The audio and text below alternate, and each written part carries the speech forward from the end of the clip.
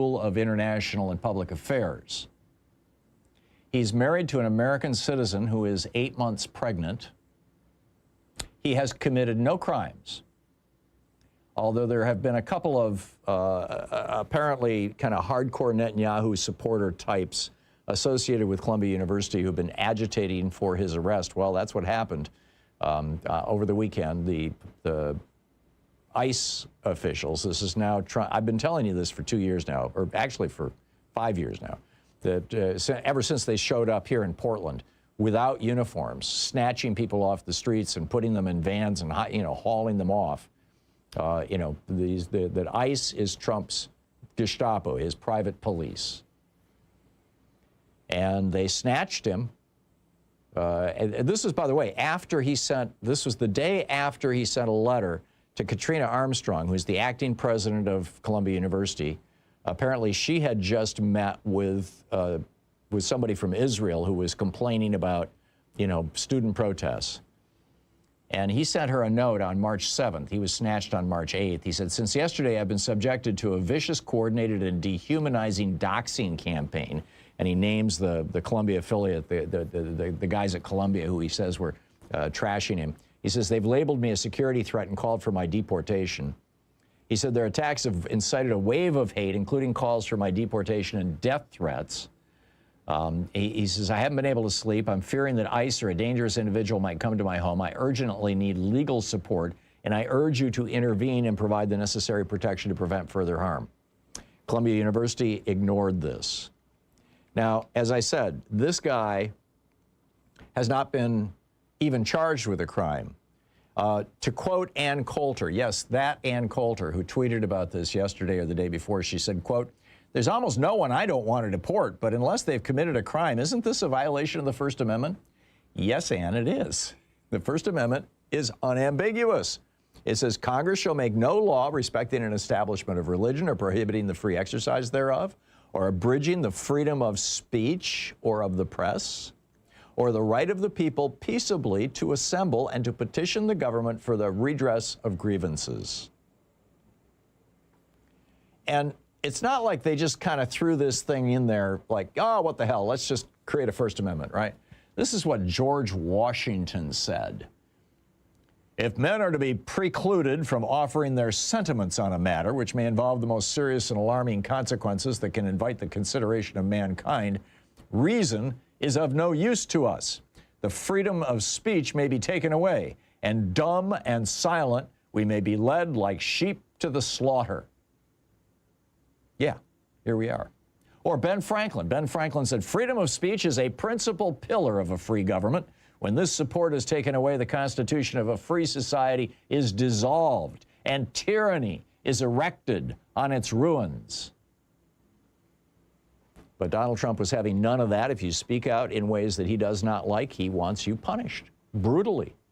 He went on his Nazi-infested social media site and said, "ICE proudly apprehended and detained Mahmoud Khalil, a radical foreign pro-Hamas student on the campus of Columbia University. This is the first arrest of many to come." Yeah. His crime, Khalil's crime, appears to have been being a negotiator between some of the more radical students and the university, trying to achieve a peaceful resolution to this. Keep in mind, this is a guy who's got a master's degree in this kind of thing from, you know, Columbia's School of International Studies. The New York Times reports, they quote this Joseph Hawley, who's a classics professor at Columbia, who's known Khalil for a couple of years. And he says, this is someone who seeks, he called him a consummate diplomat, and brave yet mild-mannered and gentle. He said, "This is someone who seeks mediated resolutions through speech and dialogue. This is not someone who engages in violence or gets people riled up to do dangerous things, so it's really disturbing to see that kind of misrepresentation of him." But this is what dictatorial regimes always do. They don't want students protesting. Back in the 60s, I got arrested protesting against the war in Vietnam. Louise and I were active participants and Students for a Democratic Society and many of the protests at Michigan State University. I continue to believe that the reason the war in Vietnam was actually ended when and how it was because students were in the streets. But that's just the beginning. I mean, the SNCC protest, the Student Nonviolent Coordinating Committee, against the segregated lunch counters, SNCC was, one of the leaders of this thing, led directly to the Civil Rights Act of 1965. Students. The free speech movement at UC Berkeley. Remember Mario Savio? I mean, you have to be a certain age, I suppose. This inspired, student free speech movements across the world. Greta Thunberg's Fridays for Future movement has sparked youth protests across the planet. The Soweto uprising of 1976. These were black South African students protesting against apartheid. It so upset Elon Musk's family that he left the country, right? Presumably. The Iranian student revolution in 1979. Now, it led to the Shah leaving the country. The result wasn't exactly what everybody was hoping for. Well, maybe not. I don't know. It's hard to say. But the students did this. The 1989 Velvet Revolution in Czechoslovakia, which led that country to a peaceful transition to democracy, led by students. The Hong Kong umbrella movement, led by students in 2014. Now, ultimately, it was crushed. But, the Tiananmen Square movement, for that matter, was led by students. I mean, even Richard Nixon, a wannabe fascist, didn't consider arresting and deporting students. I mean, yeah, they came after us. They came after us mostly with drug laws, but it wasn't like this. I mean, we are standing on the verge of a very different form of government if Donald Trump gets away with this. Now, this case was appealed before a federal judge in New York, and or perhaps it was D.C.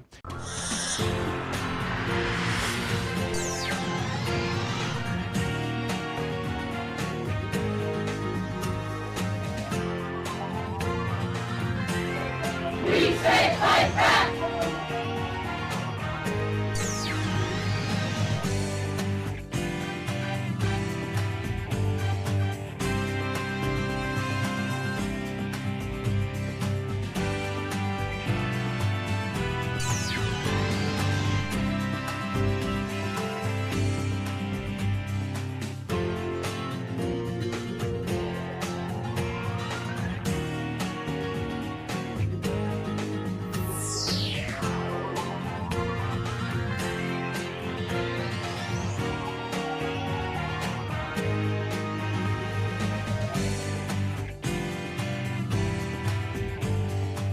We're reading today from Truth in Our Times by David E. McCraw, Deputy General Counsel of the New York Times, the #2 lawyer for the New York Times. This is in Chapter 1, titled Election Day. It opens with a tweet from Donald Trump. The failing New York Times has been wrong about me from the very beginning. Sadly, I would lose the primaries. Oh, said I would lose the primaries on the general election. Fake news. November 8, 2016. At 10 p.m., I made one last circuit of the newsroom. Our CEO, Mark Thompson, stood near the political desk, looking on with his wife and a small group of others connected somehow to the Times. Pennsylvania, Wisconsin, and Michigan remained in doubt, but the reality was sinking in. Donald Trump was on the verge of winning the American presidency. I'd been in newsrooms on election nights before. I know how it's supposed to be. The only thing that ever mattered was the horse race, think Gore-Bush, or the historic moment, think Obama-McCain. There was no investment in which candidate was winning. He or she was destined to disappoint in the long run. And the dominant emotion was a certain not quite cynical detachment amid the electric buzz of the vote count and projections and the anticipation of relief that the endless push of the campaign was finally over. Sure, you couldn't ignore the victories or the big picture moments, and the day after stories would be celebratory in their way, duly restrained, but with a nod to victory itself. Not unlike the next day account of a Super Bowl game or Game 7 of the World Series. Capture the triumph for a night or relish the race too close to call. Leave the dancing and crying for others, for the believers. But this night was like no other election night.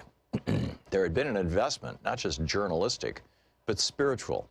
Donald Trump had campaigned not just against Hillary Clinton, but also against the New York Times and the American press, the mainstream American press. And his astonishing rise to the top of the Republican Party had been built on his near daily attacks on facts, on the very idea that facts matter. For journalists who approach truth like a secular religion and who have seen 1,000 times how a single true story could gut the political career of a lying politician, it had been a year of faith-shaking disbelief. A line had not just been crossed, but obliterated. The shock was palpable as the numbers came in, laced for some with the fading hope for a different outcome among people who generally wanted nothing more than a story worth telling. And there was still a paper to put out, a reckoning to account for. It was too much on an already long night. I slipped away. At the elevators, I ran into Sue Craig and a guy who was obviously not from the Times. Sue had broken one of the biggest stories of the campaign. She was the one who went to her mailbox one day in September and found pages from Donald Trump's tax returns in an envelope. She introduced me to her acquaintance. He had once worked for Trump. I didn't ask why he was there. Like me, Sue had decided to get away. "It's too weird here," she said. We all got on the elevator. Sue, who had written a devastating story about Trump, me, whose letter to Trump's lawyers had lit up the internet for a week in October, and one of Trump's guys. We rode in silence, a strange tableau on the strangest night of the year. 14 hours earlier, as I came into the building, the Times security guard had called me over. They wanted to make sure I knew about the plans for the next morning. In the quirky ways that things happen at the Times, I had become the lawyer to see for all the things that security guys encountered, from the intruder who pilfered women's shoes to the anonymous letter weaponized with razor blades. The Times was printing thousands of extra newspapers, and tables were going to be set up outside for all the people who would be showing up to buy the New York Times for posterity's sake. The headline, I later learned, was going to read, "Madam President." We had been caught flat-footed 8 years earlier when Barack Obama had made history. By the time I arrived for work early in the morning of the 2008 election, the line was already starting to snake down the sidewalk. Soon there were hundreds of Obama supporters who thought, and why wouldn't they, that the place to buy a copy of the New York Times was surely at the New York Times. Lots of things happen at the Times building. Selling newspapers is not one of them. Employees were pressed into emergency duty to cart bundles of newspapers from the Times printing plant in Queens, and the long lines outside the building stretched on into the afternoon. But it was Obama's victory in 2012 that was on my mind this morning. I vote in a neighborhood that is predominantly black and middle class. In 2012, following a drumbeat of stories about how Republicans hoped to suppress voter turnout, I walked into my polling place at a local school 8 minutes after it opened. The line already extended back to the schoolhouse door. "Did y'all sleep here?" a guy wanted to know as he stepped into the foyer. On this morning in 2016, I had arrived before dawn. I was the only one in line at my precinct's table. That all seemed like a strangely distant memory as midnight approached. I had made my escape from the building with Sue and the Trump guy. At home, I sat alone in the glow of the TV screens as the states that mattered fell into place for the Republicans. I turned it off. Donald Trump was about to become president of the United States. The next morning, in a light drizzle on a gray November day, the newspaper sales tables were set up outside the building as planned. No one stopped. The vendors sat idly amid the stacks.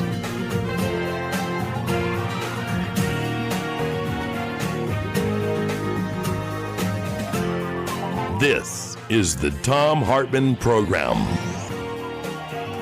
Well, TGIF, Shabbat Shalom, Juma Mubarak. It's the end of the week. Happy Friday. It's the end of the week, the beginning of the weekend, and a gray, rainy day here in Portland. It's coming your way soon, so buckle up. A lot going on in the country right now. Airports are starting to get wild as the FAA is shutting down flights, forcing airlines to cancel flights in order to take the load off the controllers who are not being paid because Donald Trump has ordered little Mikey Johnson to keep the House in recess for 6 weeks now because they don't want the Epstein files to be voted on. This is kind of wild stuff. And then on top of that, we've got J.D. Vance saying, well, we're not going to follow the instructions of a federal judge. And Donald Trump saying, well, this is all because Democrats want to give $1.5 trillion to illegal immigrants for sex change operations. In fact, 11,532 of them, or some very specific number like that. I mean, it's just wild. Anyhow, a lot to talk about today. The atrocity loop is America finding new ways to justify the unjustifiable, the unthinkable. Also, the election was bigger than we thought. We even won school boards in Texas, and health insurance prices are exploding. Where's all that money going? In the second hour of our program, our single guest for the day, Zonneveld, who's been on this program many times in the past, head of Muslims for Progressive Values, has a new book out, An Unlikely Social Justice Warrior, Making My Life Count as a Muslim Feminist. I think you're going to really find this a fascinating conversation. It's an amazing book. It's available, wherever you find books right now. I highly recommend it. Also, agents surrounded a fellow in his front yard just 3 weeks after his wife gave birth to the third child. Right here in Portland, he's got a green card, and they hauled him off anyway.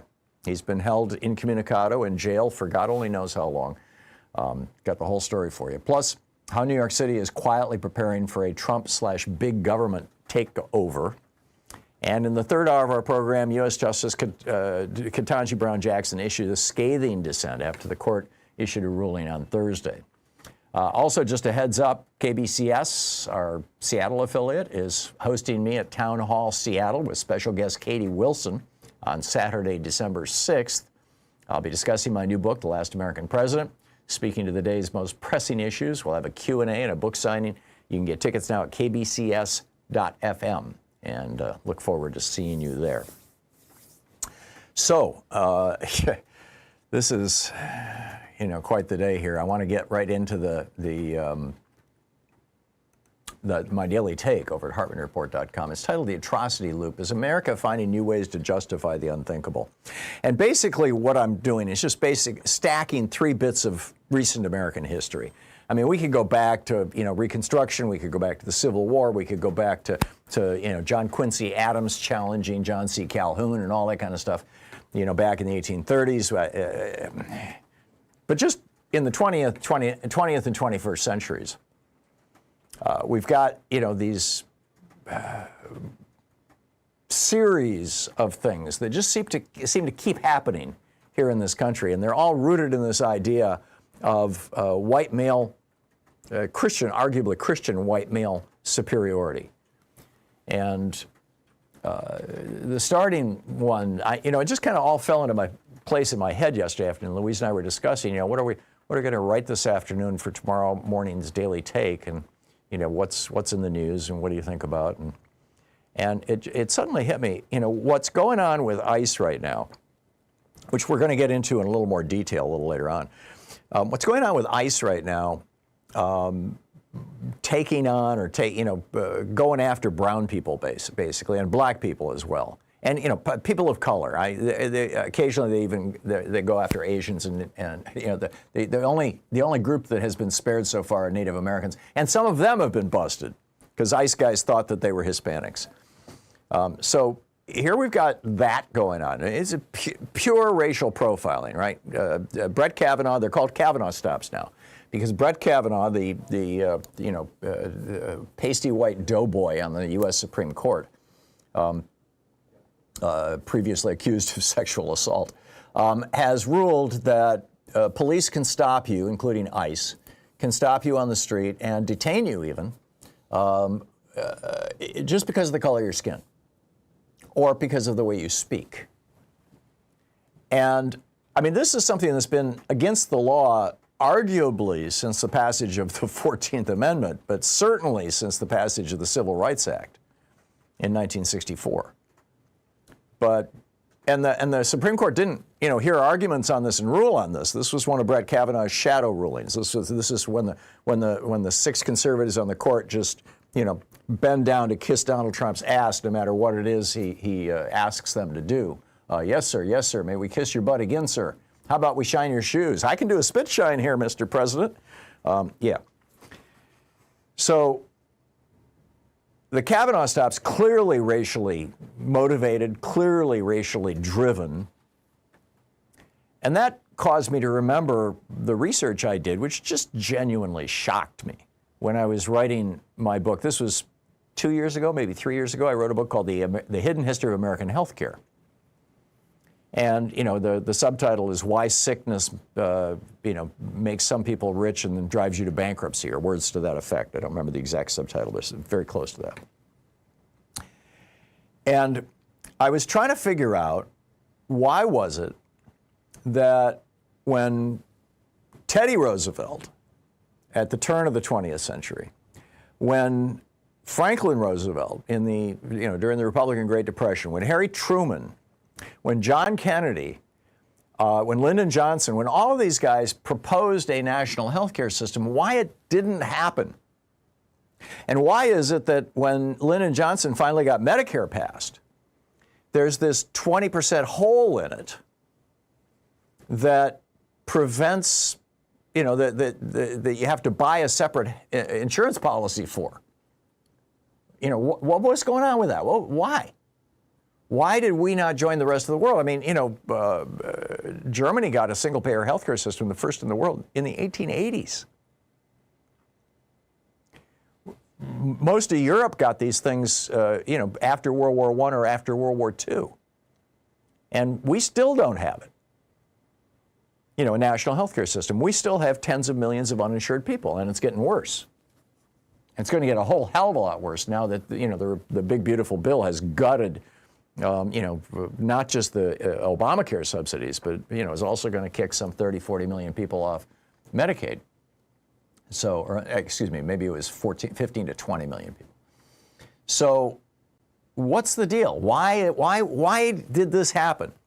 And I did a deep dive on this, really going back into the literature in the early 1900s, in fact, the late 1800s.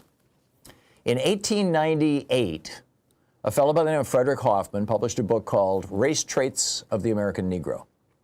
And in that book, he argued that black people are genetically inferior to white people, and that the solution to the, quote, race problem in America was simply for white people to refuse to offer medical services to black people, and eventually they would all die out because they were genetically inferior. This was his argument. He testified before Congress about this. He traveled from state to state and testified before state legislatures. The Prudential Insurance Company made him their vice president. He became a lobbyist for this. He was an ardent opponent of Franklin Roosevelt. In fact, he crowed about how he lived long enough to see Franklin Roosevelt die. So this is this guy, Frederick Hoffman. And he's the reason, it turns out, why all this stuff is going on. You know what? Because he provided the rationale. The 20% hole in Medicare, is so that poor black people wouldn't be able to afford that 20%, so they wouldn't show up at the hospital or doctor's office where all the white people were. So you got that. So, we have this long history of racial discrimination with regard to health care. And then, during the 1980s, you had Ronald Reagan refusing to even say the word AIDS. For basically an entire decade, close friends of mine died. Very dear friends of mine and Louise's, who died of AIDS during that time. And Reagan wouldn't, not only would he not fund the research, he wouldn't even mention the word. And the people around him were like, yeah, this is God's punishment for homosexuality. I mean, and now we're going after brown people. So basically what I'm saying in this op-ed is these three examples, from the early 1900s, from the mid 1900s, and now from the 2020s, these three examples are all examples of how white supremacy, male white supremacy in the United States, straight white male supremacy in the United States, has just utterly devastated people, real human beings in this country, and is continuing to, and has always been, at least for most of all of the 20th century, most of the 21st century, all of the 21st century, has always been the main focus of Republican policy.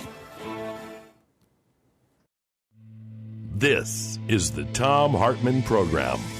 And that needs to change. And we're the people who need to change it. Tag, you're it.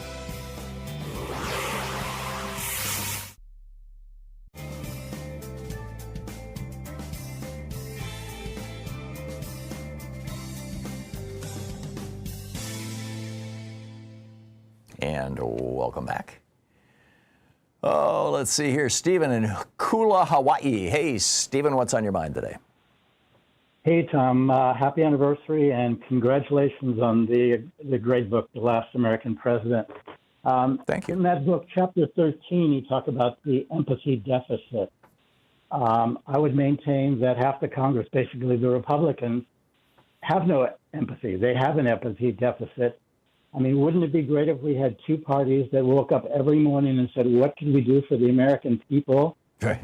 And just had slightly different ways of accomplishing that and worked things out. But when you have one party who are public servants and want to do that, and one party who just want to get reelected and help their donors, how do we get anything done? Yeah, it's a major problem. You've got the Republicans have been dancing to the tune of these right-wing billionaires who don't want to pay their damn taxes and don't care how many people die just so that they can buy another yacht. Since the 19 teens, really. I mean, you know, after they got rid of Teddy Roosevelt and William Howard Taft, the two progressive Republicans in the first decade of the 20th century. After they were gone, it's just ever since Warren Harding was elected in 1920, the Republican Party has been the party of fat cats and Wall Street and billionaires. And I think your analysis is absolutely accurate, Stephen. And I don't have any easy answer for it other than waking people up, which is why I wrote the book. True. I mean, I think in some countries you have both parties who want to have national health care, who believe in climate change. But here we have two parties that are totally opposite on that. I subscribe to, I don't know, something like 80 Substack newsletters. Every morning my inbox is just, whoa, and my email box. And one of them, and I'm sorry I don't recall which one right off the top of my head. I skimmed it this morning when I was going through. One of them was an interview, the writer of the Substack newsletter interviewed a couple of European politicians. I think she lived in Europe, or lives in Europe, and asked about Zoran Mamdani. What do you think of this guy and his policies? And one of the politicians was like, and she was talking about free childcare, free buses, and rent-controlled housing, and government-owned stores, right, grocery stores. And, one of these politicians was talking about, well, we've got government-owned grocery stores here, and I think it was Turkey. Another politician was like, well, we've had free childcare forever. I think that was Denmark. Another was, everybody has, free bus rides. I'm pretty sure that was Berlin, Germany. And it's like, she was just bouncing around the world saying what Zoran Mamdani is doing, which the American press and Democrats even, many Democrats, are calling radical and democratic socialist, for much of the rest of the world is called normal. So here we are, Stephen. It's well, crazy. have a good vacation. Yeah, well, thank you, Stephen. Yeah, November 11th at 11:11 a.m. in 1972, Louise and I got married, and we are going to be celebrating that next week, and I'm very much looking forward to it. And thanks for the kind wishes and regards, Stephen. Good talking to you. It's 20 minutes past the hour. I'll be back with more of the news of the day and your calls. Of course, it's Anything Goes weekend. Stick around.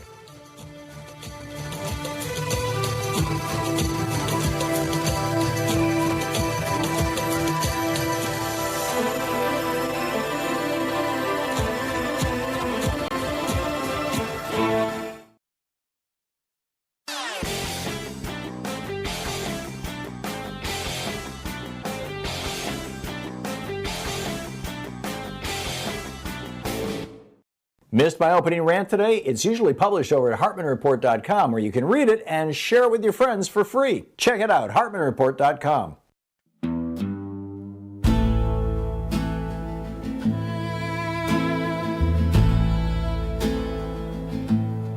There's blood in the soil and ghosts in the law. Names we forgot still scratch at the wall. We build up the promise, tear it back down, call it protection while burning the town. We've learned to smile while the innocent fall. Say it's just history, nothing at all. It's the atrocity loop, the circle of pain. Dehumanize, neglect, destroy, then start again. From cotton to cages, from silence to sin. We promise it's over, then we do it again. They say we're improving, they swear we've grown kind, but mercy keeps dying somewhere behind. We bury the truth with a flag and a prayer, pretend not to see who's still bleeding there. The headlines will fade, the faces will too, and we'll find a new them to blame it all through. It's the atrocity loop, the song we all know. We change the refrain, but the rhythm won't go. From chains to detention, from silence to spin. We promise it's over, then we do it again.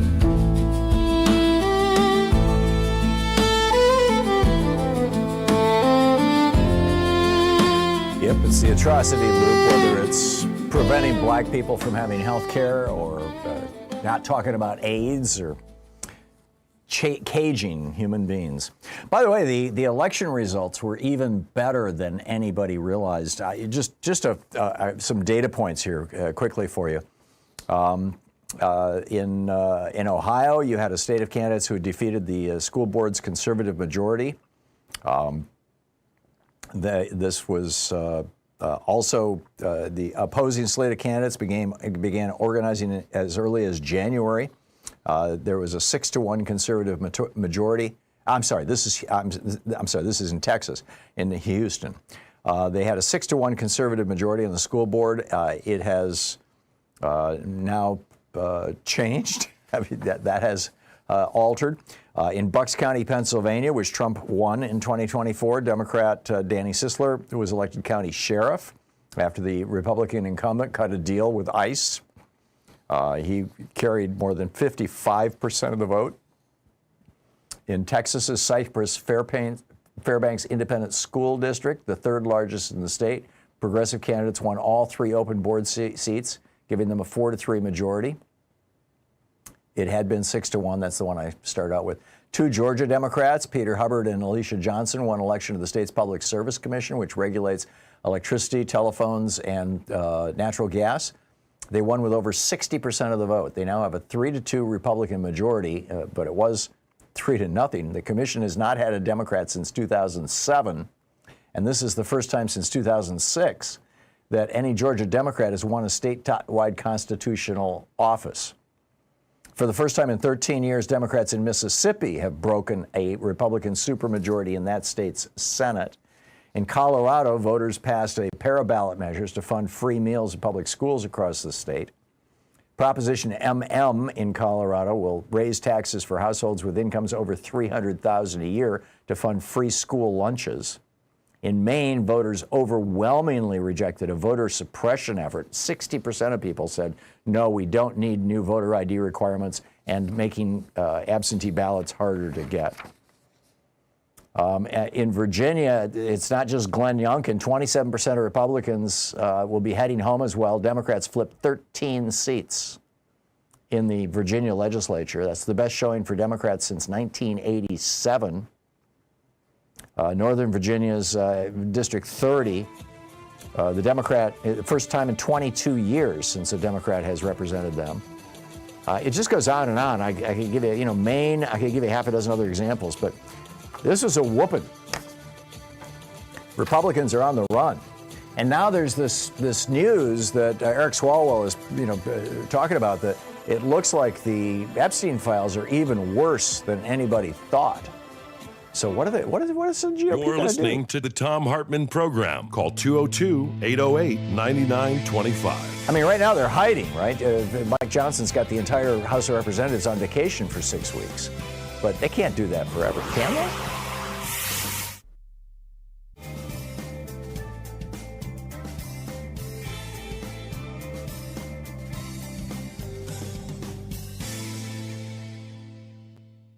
Today we're reading from Alexis de Tocqueville's Democracy in America. This is an 1856 first English translation edition of this author. And but you can still get it online. A lot of different booksellers sell it.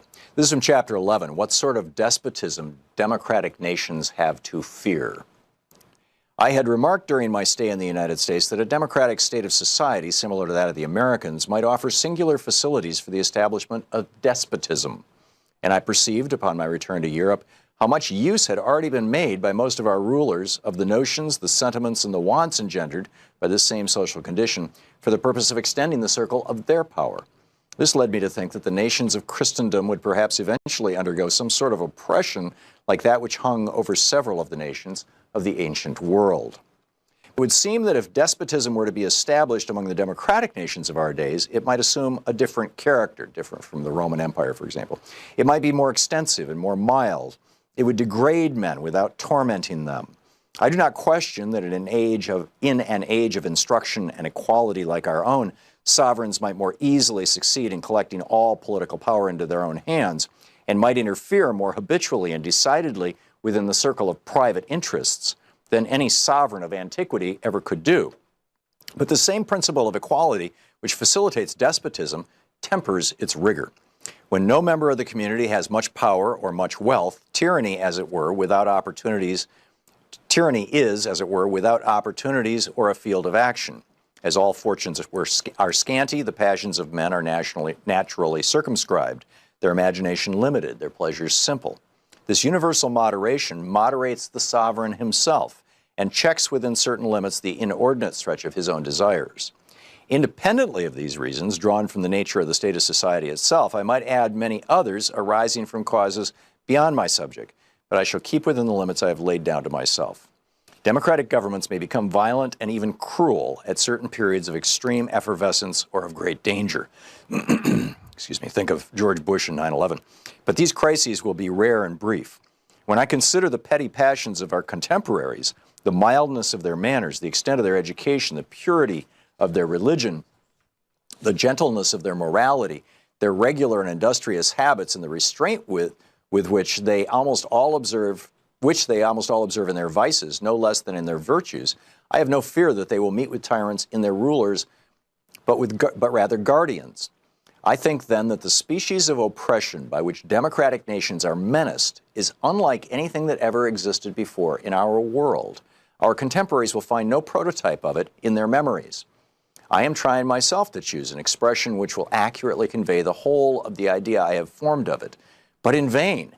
The old words, despotism and tyranny, are inappropriate. The thing itself is new, and since I cannot name it, I must attempt to define it. I seek to trace the novel features under which despotism may appear in the world.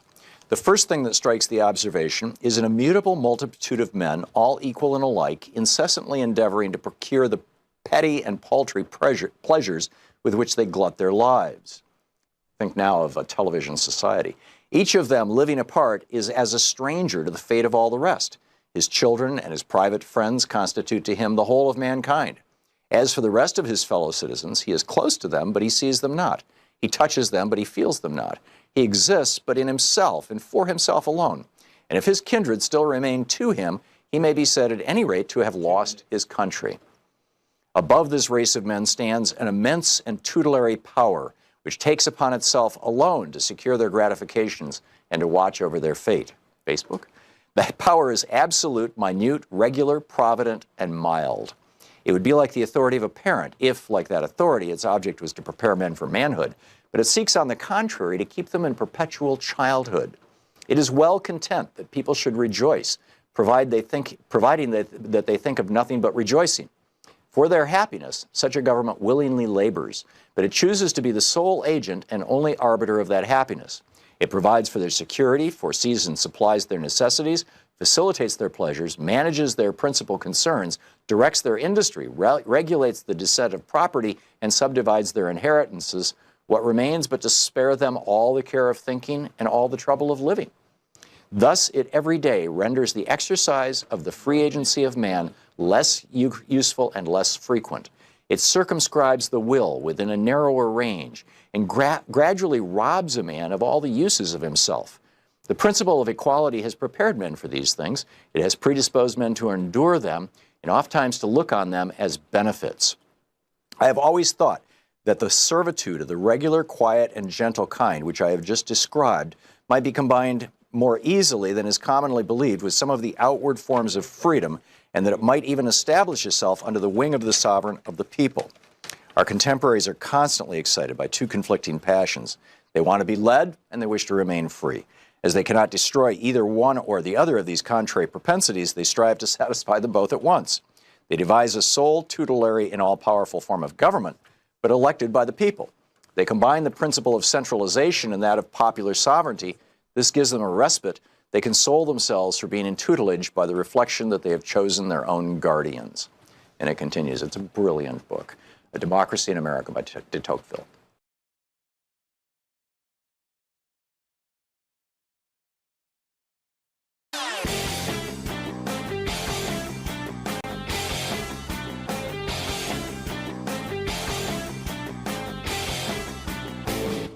Did you know that every weekday we send out an email before the show giving you all the topics coming up so you can be fully informed and ready to interact with our program? Or that after the show we send out Sue's Stack, a list of every topic I've discussed along with clickable hot links to every source of information I've shared with you on the air? It's all completely free and available over at thom.tv, THOM.tv. Check it out. Repeat it loud, repeat it long. That's how you turn the truth to wrong. He came down the golden stairs with a grin, sold the nation snake oil wrapped in sin, said the votes were fake, the news was too. Now the lies, the law, and the false feels true. Screens glow red in every home, echoes bouncing from the microphone, facts erased in a sea of noise, truth drowned out by a stolen voice. Welcome to America's Ministry of Propaganda, where the louder you lie, the more they'll stand ya. Repeat it till the crowd forgets the truth was ever even said. This is how empires rot, from the inside, from the top. Welcome back. 35 minutes past the hour. So you'll recall last week I published an op-ed saying that the Democrats should go all in on a national health care system. It's time to come back to Medicare for all. The people are just fed up, that health insurance premiums have just been exploding. Rachel Madley over at Healthcare Uncovered on Substack says, where does all the money we pay for health coverage actually go? And she notes, since the Affordable Care Act was fully implemented, the average premium from an ACA Marketplace plan has doubled, and the average deductible for a silver plan has increased by 92%. Every year, families pay more, and the coverage is thinner. So Wendell Potter looked at what was going on here from 2014 to 2024. 7 largest publicly traded health insurance companies: United Health, CVS, Aetna, Cigna, Elevance, formerly Anthem, Humana, Centene, and Molina. And he found that they collectively made more than $1.5 trillion in profits, not revenue, profits, money that they just kept. $500 billion. We are spending enough on healthcare, and we have been for 20 years now, to fully fund a national health care program for every single person in America with basically no premiums and no deductibles. It's just crazy. She said those profits alone could fund the enhanced ACA premium subsidies for another 10 years at a cost of an estimated $350 billion. In the same period, these 7 companies spent $146 billion buying back their own stock. Now, when a corporation buys back stock, what it does is that money basically just becomes compensation for stockholders. It drives up share prices. CEOs and senior executives are compensated with stock. This is like, Elon Musk becoming a trillionaire, right? None of that money is coming in pay. It's all coming in stock. So much lower tax rate and, much more flexibility. You don't have to pay, income tax on it right away. You don't have to until you, cash it out, and then it's long-term capital gains, et cetera, et cetera. She notes if that same money had been reinvested in, caring for people, it could have provided premium-free health coverage, in other words, free coverage, for more than 5 million families for an entire year. That's just what they spent on stock buybacks so that the CEOs could, take home multi-million-dollar paychecks. Since 2014, the 7 largest insurers in the trade association, AHIP, have spent $618 million on lobbying. That's money that could have been used to lower out-of-pocket costs. The truth is there's enough money in the system to cover everyone. We just need to get these blood-sucking ticks, leeches off our backs. So what's on your mind? It's Anything Goes weekend. Picking up your calls here, Russ in Hickory Hill, Illinois. Hey, Russ, what's up? Thanks, Tom. And let me say that I'm watching the stock market. I haven't noticed it's tanked since we won. But what I wanted to talk about is, you're talking about this election like they're denial. Correct me if I'm wrong. Maybe I didn't hear you. J.D. Vance's brother or half-brother lost by 50 in Cincinnati. Yeah, he only got like 18% of the vote, right? But Tom, did you notice when they went? Alabama. They didn't say anything about Mississippi. They don't talk about states they lost. Let's be upfront. What was it? Rachel Maddow said something. MAGA was 36% when Trump got in. It's down to 29%, say now. They are. I mean, and you know what? I'll tell you what. Maybe I'm wrong. But if I'm running next year, I'm running that picture of Trump standing there while they're trying to revive that guy. Like, keep that camera on me. Yeah. It's all about me. I don't care about that guy. And he's one of his leeches. Yeah, I haven't heard you talk about that. I'll bet he was thinking back, when he was doing Celebrity Apprentice, and they would carefully control the shots, and they'd say, well, you stand there, we'll go close in on you while, what's going on around you gets ignored. And so he thought that the reporters would all just do a nice thing for him and do a close-up shot so it looks like here's Donald Trump in charge of the White House, when in fact it makes him look like an out-of-touch idiot. Tom, I was wondering, I mean, you're talking about think about it. New Year's is on a Wednesday. The 5th is the first day of the week. You're talking now January 12th by the time they come back. I don't know how they survived this. I mean, Mike Johnson, if we win everything and the president, you got to think of putting this guy in jail or just telling the Republicans, You'll never see a Republican ever sworn in as long as we own the House. Well, the number one thing that has destroyed their narrative here, Russ, and it astonishes me that I'm not seeing this being picked up by the media. But I haven't seen, any good reporting on CNN or MSNBC, the 2 networks that I generally watch in those, moments when I'm trying to catch the news, is that Donald Trump came out and said John Thune can reopen the government tomorrow by simply suspending the filibuster. I mean, he can just end the filibuster, and please do it, by the way. And John Thune says no. So the Republicans are the ones who are saying, no, we're going to keep the government shut down because we're not going to break the filibuster.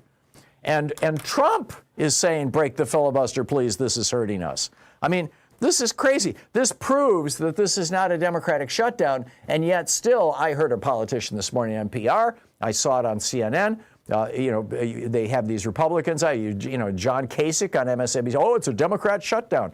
No, it's not. The Republicans could end this shutdown tomorrow morning. Who's winning it, Tom? What is the poll? I heard last poll was like 51 Republican, 43 Democrat. Yeah. What is polling now? I heard it's getting really bad for them, Tom. If the election was held today, they lose 15 House seats. Yeah, absolutely. Absolutely. It's, next year is going to be a wipeout. And you got Steve Bannon yesterday on his little podcast talking about how he's going to go to prison if the Republicans don't hang on to the House and Senate. and and Donald Trump talking about, there's a big wipeout coming. I mean, they're starting to run really scared. And the question in my mind is, when they run scared, when politicians, I mean, Trump is meeting with Viktor Orban right now, right? Viktor Orban has had people arrested for Facebook posts that made fun of him. This is the guy Trump is meeting with. Viktor Orban was the guy who brought in oligarchs. He sued all the media in Hungary, or much of the media in Hungary, sued them into bankruptcy for libel claims, and then had his oligarchs buy them up. So all the media in Hungary now just is like Fox News. It all sings his praise all day long. Viktor Orban came here to Texas to CPAC and told the Republicans, you ought to do what I did. They're doing it. They're doing exactly what he did. He gerrymandered the country so severely. In Hungary, you can gerrymander the entire country. It's not like state by state by state. He gerrymandered the country so severely that his Fidesz party always wins every election. And then they, elect him as the prime minister. It's like Trump is taking lessons from these autocrats, and it's going on right now. But I don't think it's going to work here. I mean, it worked in Hungary because this was a country that had been living under communism. They had never had a democracy in Hungary, before the guy who preceded Viktor Orban. Well, even Viktor Orban in his first term, he was president for a term, and then he was kicked out, and then he came back, just like Trump. And when he came back, he locked it down. And that's I'm sure the conversation him and Trump are having right now, Russ. Russ, I've got to move along. I want to tell you. Yeah, go ahead. If I may. The 29th, if we win everything, the presidency and that, remember Valentine's Day on the 2029. You know what that anniversary is here in Illinois? Was that the Valentine's Day massacre? 100 years. Wow. That'll be. Wow. That's the day I think, know why I say that? Yeah. That's the day they should put Trump in prison. I'm with you, Russ. I'm with you. That's a good one. Yeah, we took, that was the high point for the mob, and it went downhill from there. Russ, thank you for the call. Chris in Littleton, Colorado. Hey, Chris, what's on your mind today? Yeah, good morning, Tom. The people have spoken. This election was the first rays of sunlight before a beautiful dawn. Yeah, I agree. A wonderful movement has started. Millions of Americans demanding positive change. Mm-hmm. We just have to keep going, keep speaking out, keep protesting, keep helping each other, volunteer and support new candidates for office that will fight for democracy, people's rights, voting rights, free health care, education, and prosecution of corrupt criminals in our government. Mm-hmm.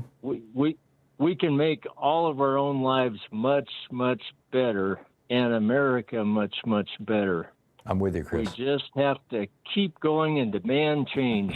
Yep. And the people are always the ones that make positive change happen. And wake up everybody you know. I mean, this has to be our project. Is, get people out on the streets for the next No Kings protest. I'm assuming that there will be one probably after the holidays. Get people registered to vote because there's a huge election coming up in 12 months that I believe is going to be the end of this Trump dictatorship. And America is going to be looking back on Donald Trump the way that we look back on Herbert Hoover. Chris, thanks a lot for the call. Great to hear from you. You're listening to Thom Hartmann. Visit ThomHartmann.com for audio and video archives. The place where despair is not an option. Back with your calls right after this. It's Anything Goes Weekend.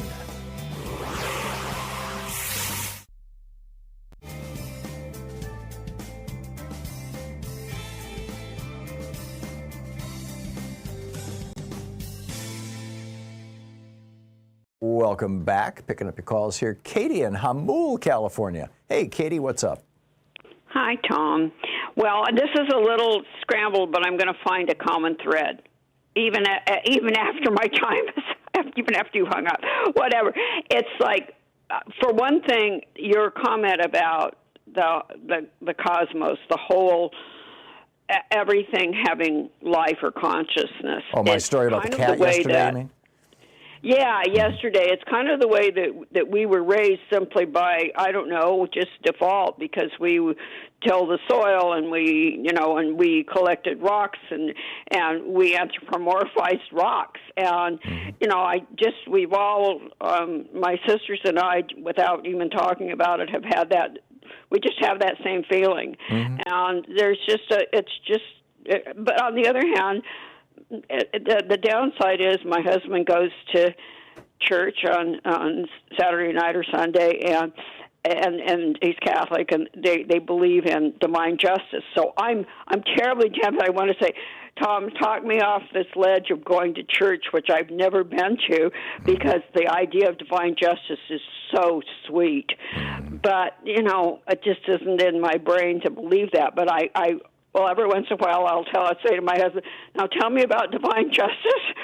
Because, when you sort of believe that everything's got consciousness and so on, you don't have that. That's one of the reasons, Katie, why I actually like to go to church. Although Louise and I are not regular church attenders, but when I travel, I love to stop into, usually, and it's almost always Catholic churches, the big cathedrals, and just sit there for 10, 20 minutes and just soak up the vibration of centuries, or in America, dozens or hundreds of years, of people who went to that place and shared, had a spiritual experience, with a positive intent. I mean, they're places where, they're generally speaking, I mean, outside of, I think, these mega churches, that are not filled with hate. They're places of love. Well, on the other hand, some months ago, my husband's congregation, they invited somebody in to say, we're going out and protesting killing babies, and gave a big talk about that. Yeah, well. And so I'm going to stick with nature, who doesn't have an agenda. I get it. I'm not trying to talk you into going to church, Katie. I'm sorry. Let me tell you this. I've sat in many cathedrals in Europe. Yeah. And thought about the peasants who built them. I'm hopeless. But, they're glorious. There is absolutely no question about that. But, and this brings me, your cat story and that with the consciousness. But this, you had a caller who said that, I don't know whether he's a regular caller, and he said, I have really good news, because Bill Gates has said that the climate crisis isn't as bad as we think. Gates did not say that. That's a misinterpretation of what he said. And actually, well, Bill Gates, no, he's just, he's a sellout. He said we don't need to put that much emphasis on climate change. We need to put emphasis on the suffering of humans and so on. He didn't put it quite like that, Katie. He didn't say less emphasis on climate change. He said more emphasis on suffering humans. Yeah, but they're suffering because of climate change. Exactly. I know. Just because somebody is a billionaire doesn't mean that they're God or that they're always right. Katie, I'm sorry I'm out of time, but it's always nice talking with you. Thanks so much for the call.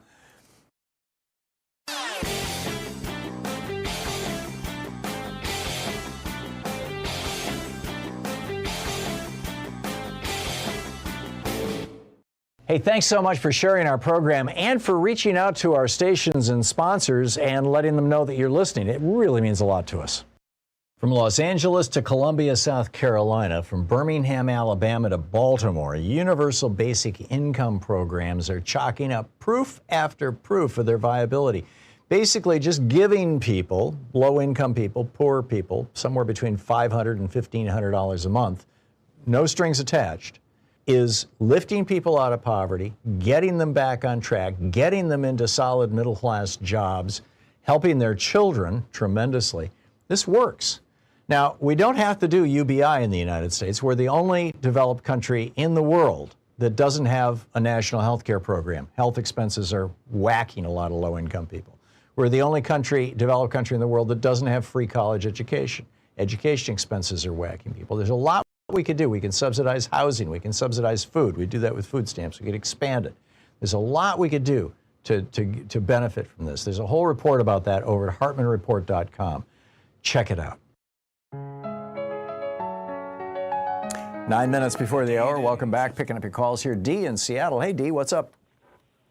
Hi. I saw an interview with ProPublica a reporter, Andy Kroll. He had a piece called "The Shadow President" about Russell Vought.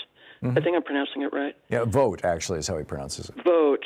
Yeah, I guess he helped create Project 2025. Yeah, he was its principal author. Yeah. Yeah. He said also that he had an agenda to implement Schedule F through executive order to replace civil servants with MAGA people. They've already done that, I believe. They've done that, and yeah. But he said something really weird. Well, also I want to say that he made a statement about he got about $200 million for his legal, in part from the Justice Department. I don't know what that was about, but yeah, I don't he made very. And I think the Schedule F thing is being held up in court right now. But fact check me on that. Oh, really? Yeah, I think so. He made a very strange statement. He said he wanted to put federal workers in trauma. Yes. And in a weird way, it kind of puts a different spin on the government shutdown, maybe. I don't know. I think that there are a number of people in the Trump administration who are sadists, who delight in the pain of other people. And when Russell Vought said that, and he was dead serious, he was not making a joke, that he wants federal workers to feel traumatized. That reveals to me, anyway, putting my old psychotherapist hat on, that we're dealing with somebody who, if not being a full-blown sociopath, is damn close to it or would like to be. Wants to play one because he thinks it'll gain favor from the genuine sociopaths above him, like Donald Trump. And I think that Trump has successfully surrounded himself with a number of people who are actually sadistic, genuine sadists. Yes. Yeah, Bannon called Vought an instrument of the Lord for vengeance. It's just weird talk. Yeah. Period. Yep. Yep. That's that fire and brimstone stuff that Steve Bannon is so fond of. Yep. I'm with you. Yeah. Well, have a good vacation, you too. Thank you, Dee. Thanks a lot for the call. Kate in Asheville, North Carolina. Hey, Kate, what's on your mind today? Hey, Tom. Thank you very much for taking my call. My pleasure. I listen all the time and appreciate so much what you put out there for us to hear, and always suggesting to others that they do the same. But I'm calling to let you know that here in Asheville we have a group. It's called MOAC, M-O-A-C, and it's a Musicians Organizing Activist Committee. Huh. And we are believing that we strive to organize events, peaceful protests through music to support justice and freedom for all. And so far we've been very successful with one resist dance, and we're working on another event of the same, and also what we have in the immediate future, which would be probably hard for anybody who's not close enough to do it, but we have a protest songwriting contest. And I think about this every time I hear your new music that Louise is getting together there and putting out. But the contest, the deadline is on Monday to submit.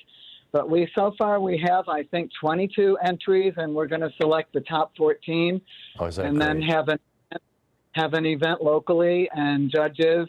And there are pretty good prizes. There's some cash prizes. First place is $250 plus recording time and radio exposure, and then $150 plus recording time, and then third prize is $100. And anything goes. I mean, any kind of protest. I can give you our website name. Yeah, go for it. You are that. If you like, it's MOAC-AVL.org. Dash A what? L? AVL. V like Victor. Asheville. Okay. Oh, Asheville. Okay. Yeah. Right. Abbreviation for Asheville.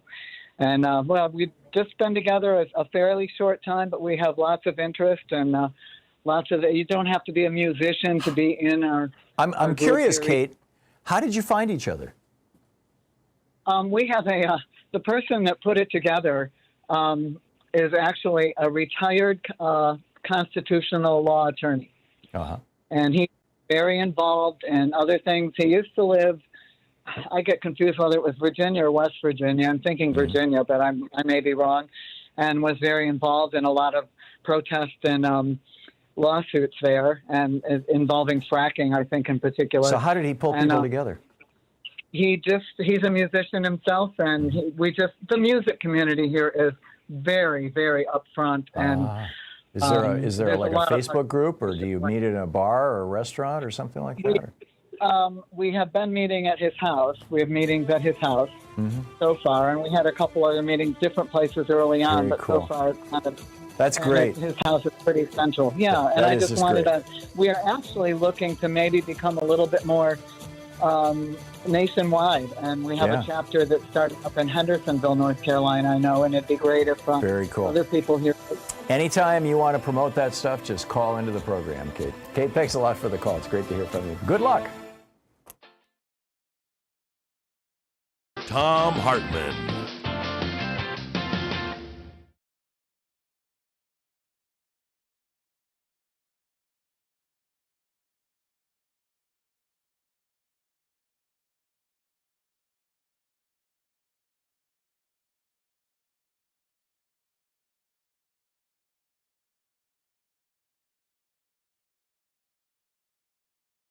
In addition to bringing you the Thom Hartmann program here on Free Speech TV and Video Media Online, we also have a whole set of ways you can interact with us and tools you can use to spread the word about the importance of democracy and the threats to it in our republic.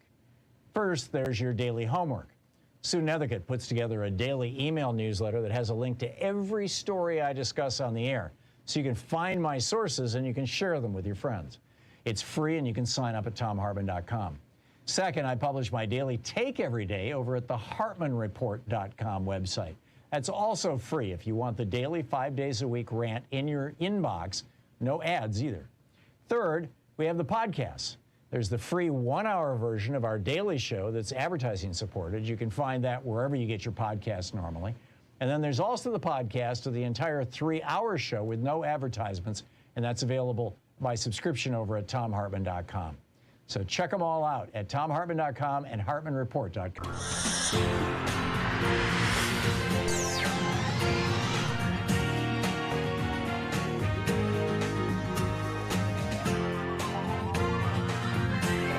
We say fight back!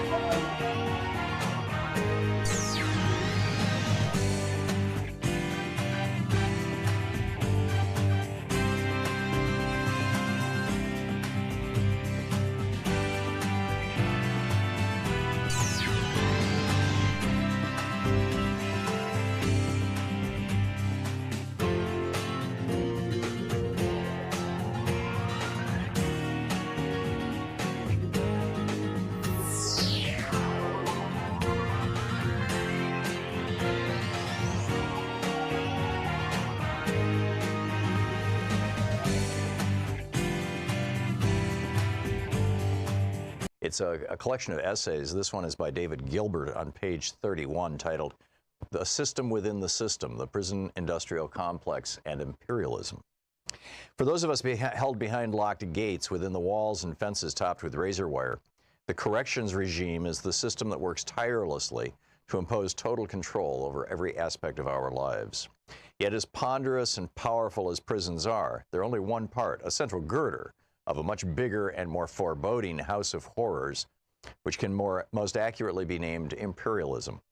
The structural needs of the larger edifice set the specifications for the size and position of the girder. The strength of the girder helps determine how long the building itself will stand. We can't understand the explosion of imprisonment in the United States since 1971 without looking at an imperialism's urgent needs and goals of that period. By the same token, we can't develop an effective program around the prison industrial complex without grappling with the stresses and trends of the larger system of imperial rule. To be clear, before you take time to read this chapter, I don't offer any brilliant ideas on strategy. Those will most likely emerge from the organizing and activist efforts themselves. However, some of the concerns discussed may raise questions that go into forming strategy. I definitely look forward to learning from the dialogues that this generates on these issues. Imperialism may sound like the kind of rhetoric we want to avoid, but it's one word that needs to be rescued as the best way to name the system that rules over us. The basis of imperialism is the relentless quest for profits around the globe. Its most striking characteristic is the colossal and grotesque polarization of wealth. That polarization happens between nations, between the rich countries of the North and the impoverished ones of the global South. the impoverished countries of Africa, Latin America, and parts of Asia, and at the same time within each country based on class, race, and gender. The poles of dazzling wealth and abject poverty are intimately linked, as the former results from the ruthless plunder of the latter. This system is built on and intensifies all the major forms of oppression: patriarchy, capitalism, and white supremacy, all of which are structurally central. At the same time, imperialism highlights the global character of the system in a way that explains why the most intense oppression and resistance have been in the South, and that also provides the context for why the liberation struggles of the various people of color have been in the forefront within the U.S. There's no way to capture what the system costs in human life and potential, the pain and loss for all of us. Close to 1 billion human beings suffer chronic hunger, while another 2 billion face nutritional deficiencies. 1 billion lack access to clean drinking water. Just looking at children under the age of 5, imperialism is a holocaust in progress. Over 9 million die every year from easily preventable causes associated with poverty. The price for future generations may be even more severe as the rapaciousness of this global frenzy for profits threatens the very ecological basis for sustaining human life on any scale on our planet. Since most people won't accept living in squalor amid plenty, imperialism entails both the most sophisticated and the most brutal forms of social control. Its most salient feature is war, war after war after war, mainly against the peoples of the South. The domestic front line of such repression is a truly violent and harmful prison industrial complex. Today, 2,300,000 people are held behind bars, about 7 times the number in 1971. That explosion was unprecedented, coming after a 70-year period when the rates of imprisonment had remained more or less constant. This dramatic change did not result from some sudden skyrocketing of criminal activity, but rather from a radical expansion of what was designated as a crime and a draconian increase in the punishments for those crimes. Such extreme measures were driven by considerations way beyond criminal justice and often at cross purposes to the proclaimed goal of public safety.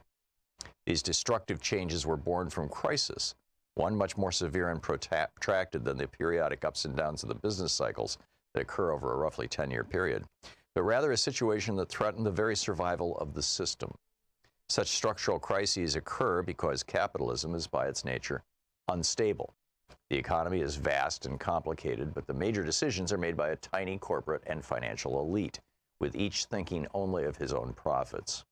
When a structural crisis develops, the long-term institutional arrangements that assured a reliable flow of profits and the rule of capital no longer function.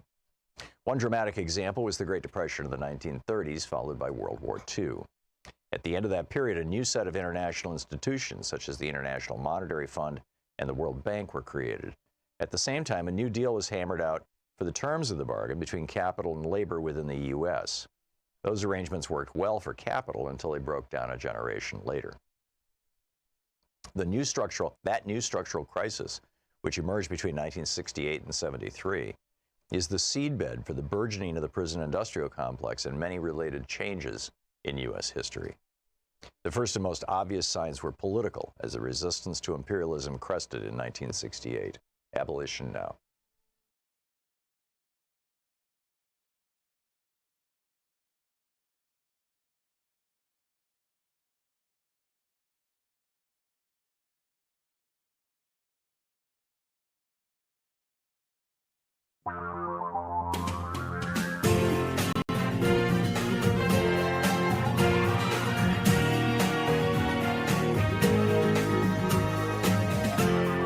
This is the Thom Hartmann Program.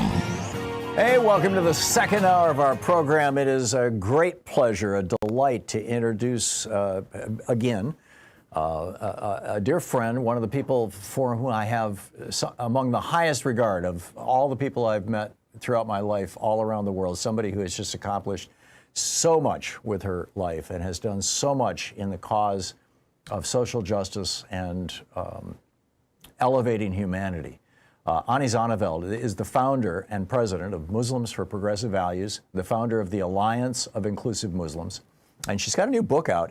It's her autobiography, essentially. It's an unlikely social justice warrior is the title, Making My Life Count as a Muslim Feminist. And this woman has lived one astonishing life. Ani, welcome back to the program. By the way, the website is MPV, as in Muslim for Progressive Values, USA.org, mpvusa.org. Ani, welcome back. It's so great to have you with us. Tell us, who is this Ani Zonneveld, and where did you come from? How did you get here? Thank you, Tom. And I really appreciate your introduction of me elevating humanity, because that is really at the heart of it all, right? It is about our common good. I'm originally from Malaysia, born, raised to Muslim parents, and people get confused because my last name is Zonneveld, and people think, like, how is this Jewish-sounding name running a founder of a Muslim organization? So I kind of have to explain that. No, it's your husband's name, right? Yeah, it's my husband's name, who's Dutch, and so that's kind of the history on that. But my father was a Malaysian ambassador, so I grew up in Germany, Egypt, and India for a total of 16 years, and so my upbringing really informs my values, the inclusive worldview that I have. But also, my parents raised us in this, in a bubble, in a way that everyone's really nice, and they never uttered anything derogatory about any particular group or religious groups or sexuality even. So I was never raised with any language of hate. And I have to say, when I landed in the United States in Illinois, 2 months after landing, that was the first thing I was exposed to. So we can get into that. Yeah, tell us the story. Well, so I flew into Moline, Illinois, when I was 18 years old to go to college over there. And then I got all these helicopters. And then I was sitting beside this elderly woman, a white woman, and we had a really lovely conversation. And as we were about to part ways, she asked me, well, you seem like a really nice young lady. What church do you go to? And I was really taken aback by that. And I said, well, I'm Muslim. And then her response was, well, I've never heard of that religion before. And so that was sort of the tip of the iceberg of the lack of knowledge of what Islam is and what Muslims are. And so that was the first inkling of, or this first exposure to Midwest Americans. And they do live in their own bubble. Yeah, and I grew up there. I read that in your book, that story. I'm sorry, did I interrupt you? Yeah, no, it's okay. So when I do my work, I mean, I have this elderly lady as a point of reference, because that's the audience that we need to address in order to really educate them about what Islam is really about, and what is Muslim, what is Islamic values. And my exposure was, 2 months later, there was a poster at the college, Nation of Islam, Reverend, oh my God, what's his name? Malcolm X. Farrakhan is speaking. Farrakhan, I'm sorry, yes. Farrakhan. Yeah, Farrakhan was speaking. And I'm like, wait, this lady said she didn't know anything about Muslim and Islam, and here is the Nation of Islam in the middle of nowhere. So I was really confused. So I went, because I was obviously curious, because I've never heard of Nation of Islam.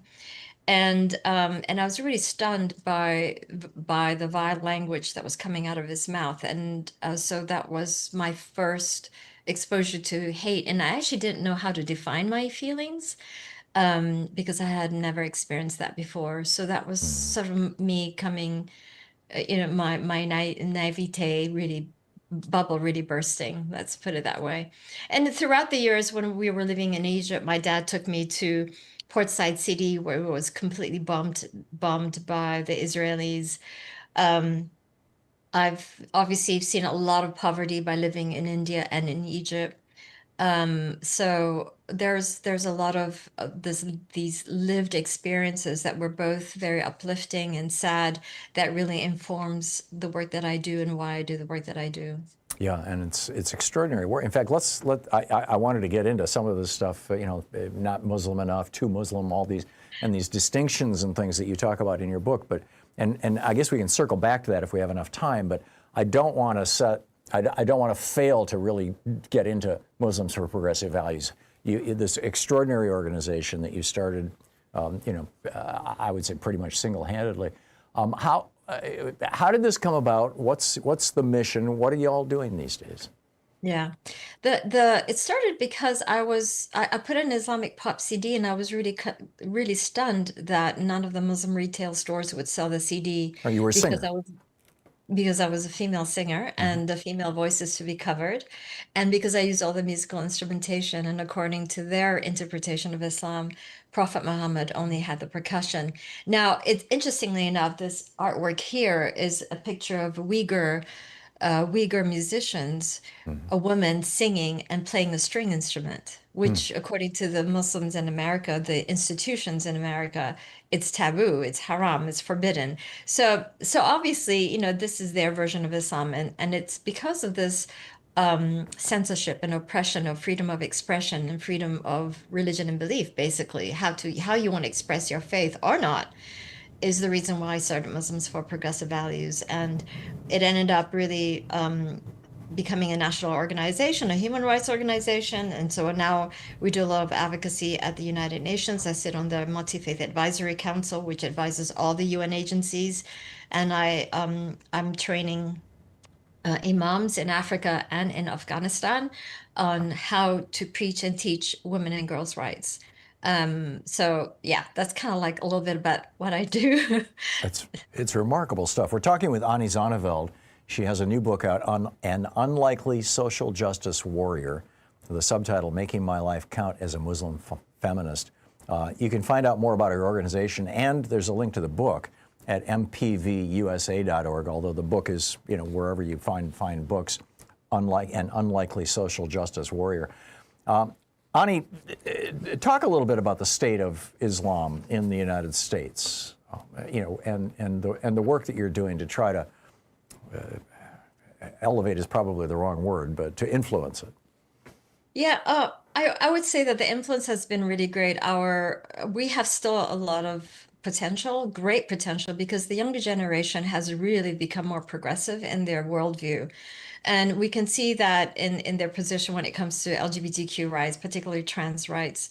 And so I have to say that Mamdani winning the elections has really confused a lot of the conservative Muslims, because he's the product of an interfaith marriage between a Muslim man and a Hindu mother. And according to their conservative interpretation, a Muslim man is not allowed to marry a Hindu woman, right? And so here we have this amazing human being. And then the prism from which he was campaigning was purely from the prism of humanity for the good of all. And that is what we're about. That is our ethos. That is my particular, deeply embedded in my ethos. And so I'm really proud to see an amazing individual win the mayoral election. But it just so happens that he is Muslim. And so when people ask me, or they assume that, oh, you must support Mamdani because he's Muslim, it's kind of offensive, because no, I actually like him because of the values that he's promoting and the policies he's promoting for the good of all. And so he is a good example of what a Muslim can. And I think that kind of freaks out a lot of non-Muslims, whether you're like the Bill Maher type, as you know, Tom. Yes. And I have to thank you so much still for plugging MPV in there when you were on his show some years ago. But you have the Bill Maher type. Yeah, I know.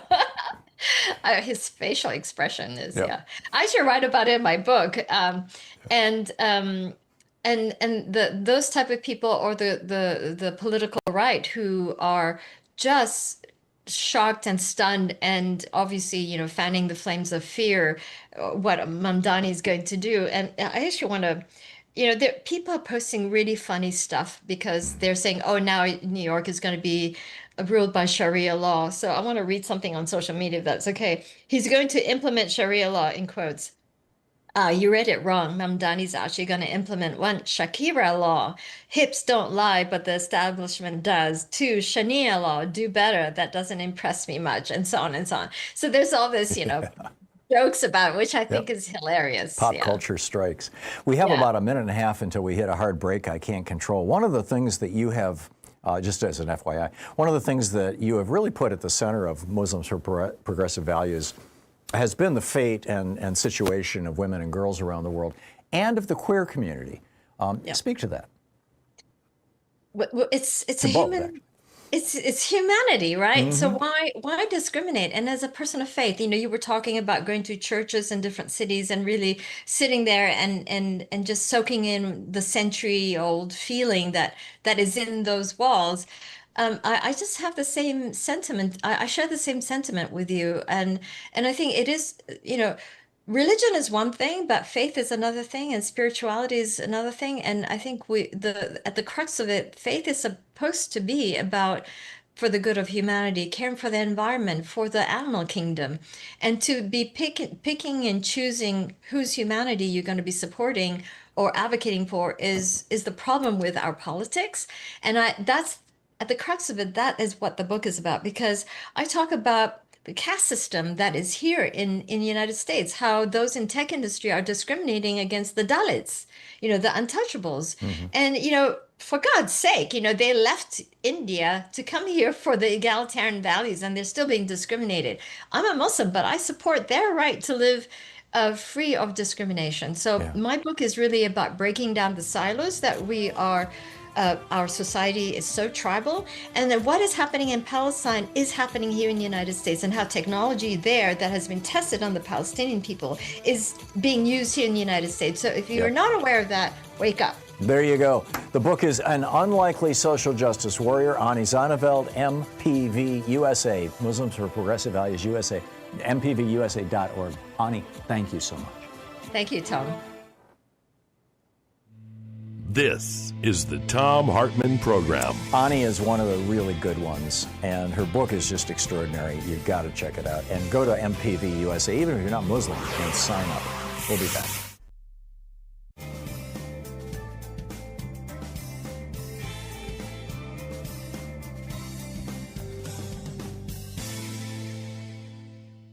And welcome back. Lynn in Los Angeles. Hey, Lynn, what's on your mind today? Hi, Tom. Thank you so much for taking my call. I tried to talk to you in Long Beach at your book talk, but there was not enough time. So here it is. Okay. Texas had, on Tuesday, nobody's talking about this, but Texas had an election for a congressional seat, and nobody got over 50%. So they're going to have a runoff date to be determined in about 6 weeks. So watch 6 weeks from now and see which Democrat is going to be elected, and then join Adelita. That's for the Texas legislature, the state legislature, right? No, it's Congress. Oh, U.S. Lester Turner died. He died in office in March, and it's been vacant for 8 months. So they finally had the runoff, and now they're going to, they finally had the election, and now they're going to have a runoff between the top two Democrats. So it will be Democrat. We are going to get one more Democratic person, but who knows if Mike Johnson will even seat them. Swear them in. Right. Yeah, but okay. So now that's two. Then the third seat that could go Democrat. When I saw you, I threw a bunch of paper at you, and I gave you a little card for Afton Bain for Congress in Tennessee 7. You talked about it yesterday a little, and I believe it's a special election. Republicans are known not to turn out as strongly in special elections. We've seen some very shocking defeats in Alaska and other things that you cited this morning. So I believe she could win, and I know that she didn't have enough money, as much money as her Democratic primary challengers. They had way more money, but she has a ground game that works, and she won. She beat her, Democratic challengers, and now she's running against the guy you talked about, Matt Van Epps. Trump supports him. But if we donate and we volunteer for her, I think we could surprise everybody and get one seat now that, flip it now instead of waiting till 2027 after the midterms. So why not go for it, right? Yeah, and I'm with you. I recommend that people go to mobilize.us instead of going to her website, mobilize.us, and look for an opportunity to volunteer for Afton Bain, and it's AFTYN, Bain, BEHN, and that's what I recommend. And then finally, I think our secret weapon is, like you have said many times, voting, voter engagement, voter education, and turnout. And I know you. I hope I don't offend you, but I just wanted to suggest that you interview Jason Berlin of Field Team 6, if at all possible, on your show, because he is the co-founder of Field Team 6, and he knows how to turn people out like nobody's business. He's really good. Yeah, no offense taken, Lynn. I generally ask people, if you have suggestions for guests, just to tell Mateo, who answers the phone. He writes them down and shares them with Sean and me, and that way, your personal valuable time on a phone call doesn't get sucked up on the air. But that's fine, And I think your analysis of what's going on with the elections is spot on. I mean, there's the question in my mind, and I mentioned this earlier, and I think we're all wondering, is how are the Republicans going to deal with this? Because they are going to be they are in a world of trouble right now, and it's going to get a whole lot worse. And Trump is trying to turn America into a police state. He's got Viktor Orban in the White House right now, who has already turned Hungary into a police state. Where's it going to go? But your activism and your advocacy for people all over the country, Democrats all over, is wonderful. Lynn, thanks so much for the call. Thank you. Yeah, good talking to you. And it was nice meeting you in Los Angeles. Thank you. 22 minutes past the hour. I'll be back with more of your calls and more of the news of the day in just a minute. Stay with us.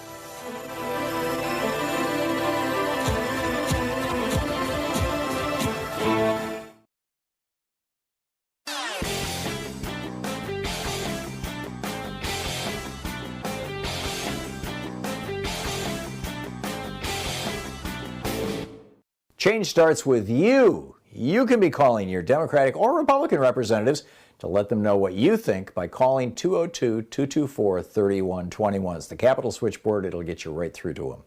The MAGA Republicans have a plan for America. It involves something called fascism. It's a three-step plan, actually, to take over America and turn us into a fascist state. They're following the example of Vladimir Putin in Russia and Viktor Orban in Hungary. Viktor Orban, who is held up by conservatives as the example of how a country should be run. He came to Texas to give a speech to CPAC and got a standing ovation. So the three steps. Number one, take over the electoral systems and basically rig them, along with massive gerrymandering.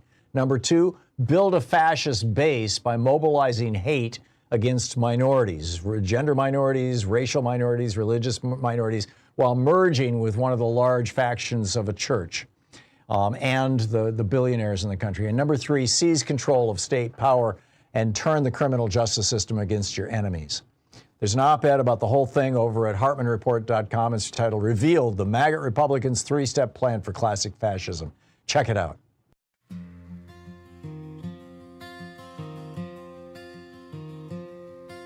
It's not the laws that move the nation. It's the stories that we choose to tell. Symbols carve the conversation. They build a heaven or a private hell. Republicans paint with fire and fury, while Democrats drown in charts and plans. But culture decides the final jury. The heart obeys what the story commands. Culture is where democracy lives or dies. In the flags we wave, in the myths, in the lies. If we lose the song, we lose the fight. We've got to frame the truth in the people's light. Culture is the battlefield where power hides. Culture is where democracy lives or dies. 25 minutes past the hour. Welcome back. Picking up your calls here. Tiffany in San Francisco. Hey, Tiffany, what's up? Hi, Tom. Hey. Wow, Ani, what a neat person. She is extraordinary. She really is. Wow, yeah, that's for sure. I'm definitely going to check out her book. But, hey, I called Anything Goes Friday, right? If I got the days of the week right. You and Louise got married on 11/11 at 11:11 a.m. Correct. That number has come up for me in random ways throughout my life. And I've heard that it's a heavenly number. And I was just wondering, why did you guys pick that date? The that guy, time? the guy who was who ran the church that we were married in Detroit, his name was Kurt Stanley. He was quite old, and this was the early 70s, this was 1972. And the armistice that ended World War I was signed on November 11th at 11:11 a.m. And they put their signatures to it at 11:11 a.m. If you go back and look at the founders of America, they were very into numerology and symbology, as were apparently, the people who represented the United States and Europe at the end of World War I.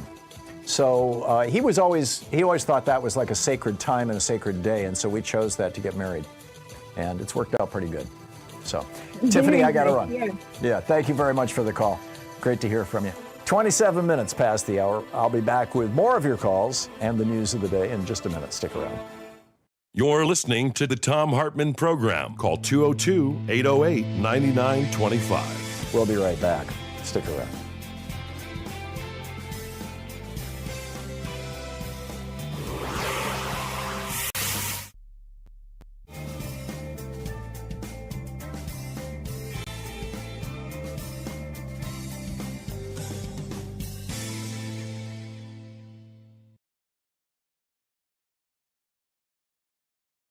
Book today is Midnight in Chernobyl, the untold story of the world's greatest nuclear disaster by Adam Higginbotham. This is from the prologue. Saturday, April 26, 1986, 4:16 p.m., Chernobyl Atomic Energy Station, Ukraine. Senior Lieutenant Alexander Logachev loved radiation the way other men love their wives. Tall and good-looking, 26 years old, with close-cropped dark hair and ice blue eyes, Logachev had joined the Soviet Army when he was still a boy. They had trained him well. The instructors from the military academy outside Moscow taught him with lethal poisons and unshielded radiation. He traveled to the testing grounds of Semipalatinsk in Kazakhstan and to the desolate East Urals trace, where the fallout from a clandestine radioactive accident still poisoned the landscape.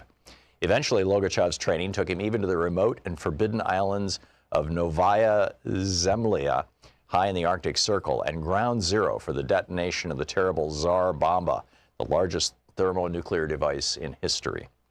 Now, as the lead radiation reconnaissance officer of the 427th Red Banner Mechanized Regiment of the Kiev District Civil Defense Force, Logachev knew how to protect himself and his three-man crew from nerve agents, biological weapons, gamma rays, and hot particles, by doing their work just as the textbooks dictated, by trusting his dosimetry equipment, and, when necessary, reaching for the nuclear, bacterial, and chemical warfare medical kits stored in the cockpit of their armored car.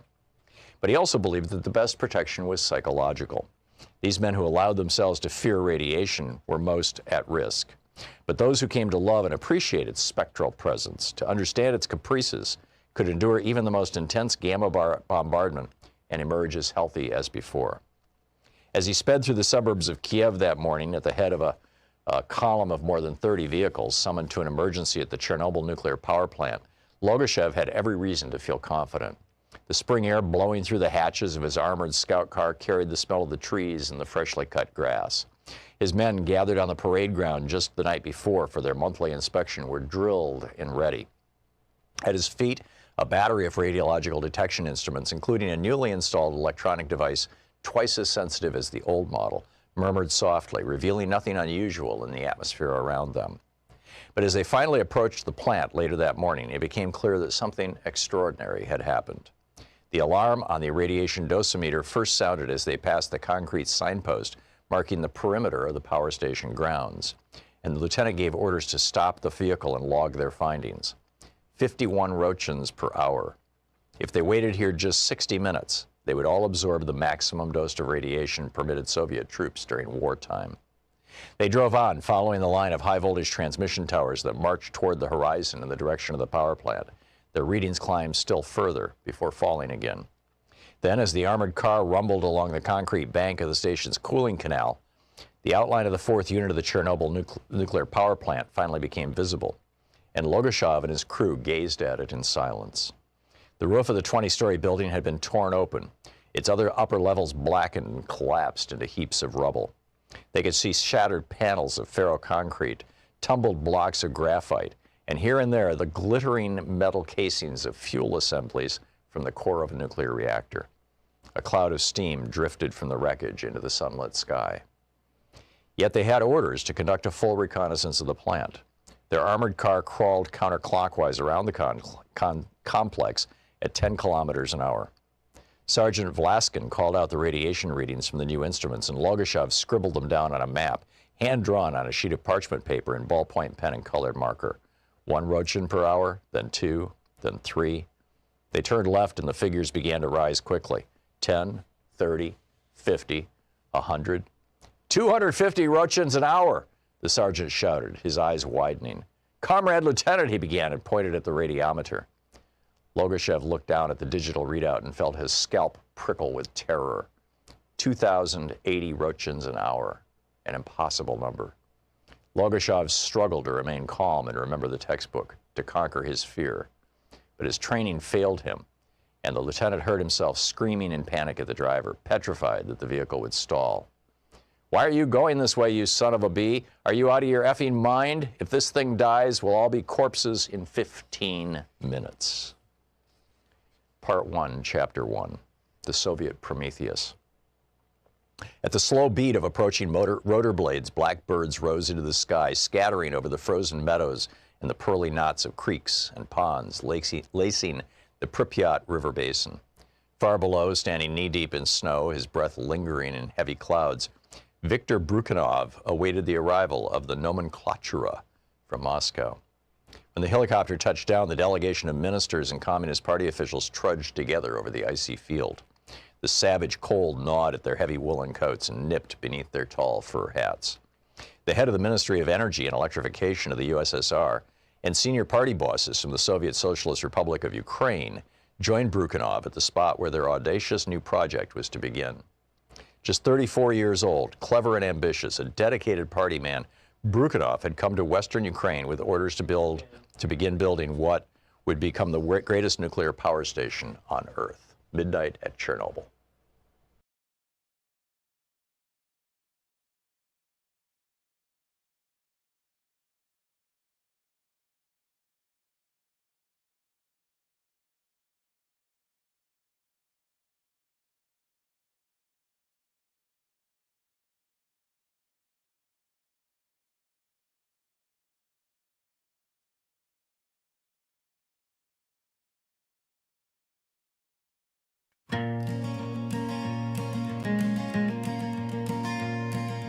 Once we dreamed of freedom, once we dreamed of light, but the shadows grew taller in the silence of the night.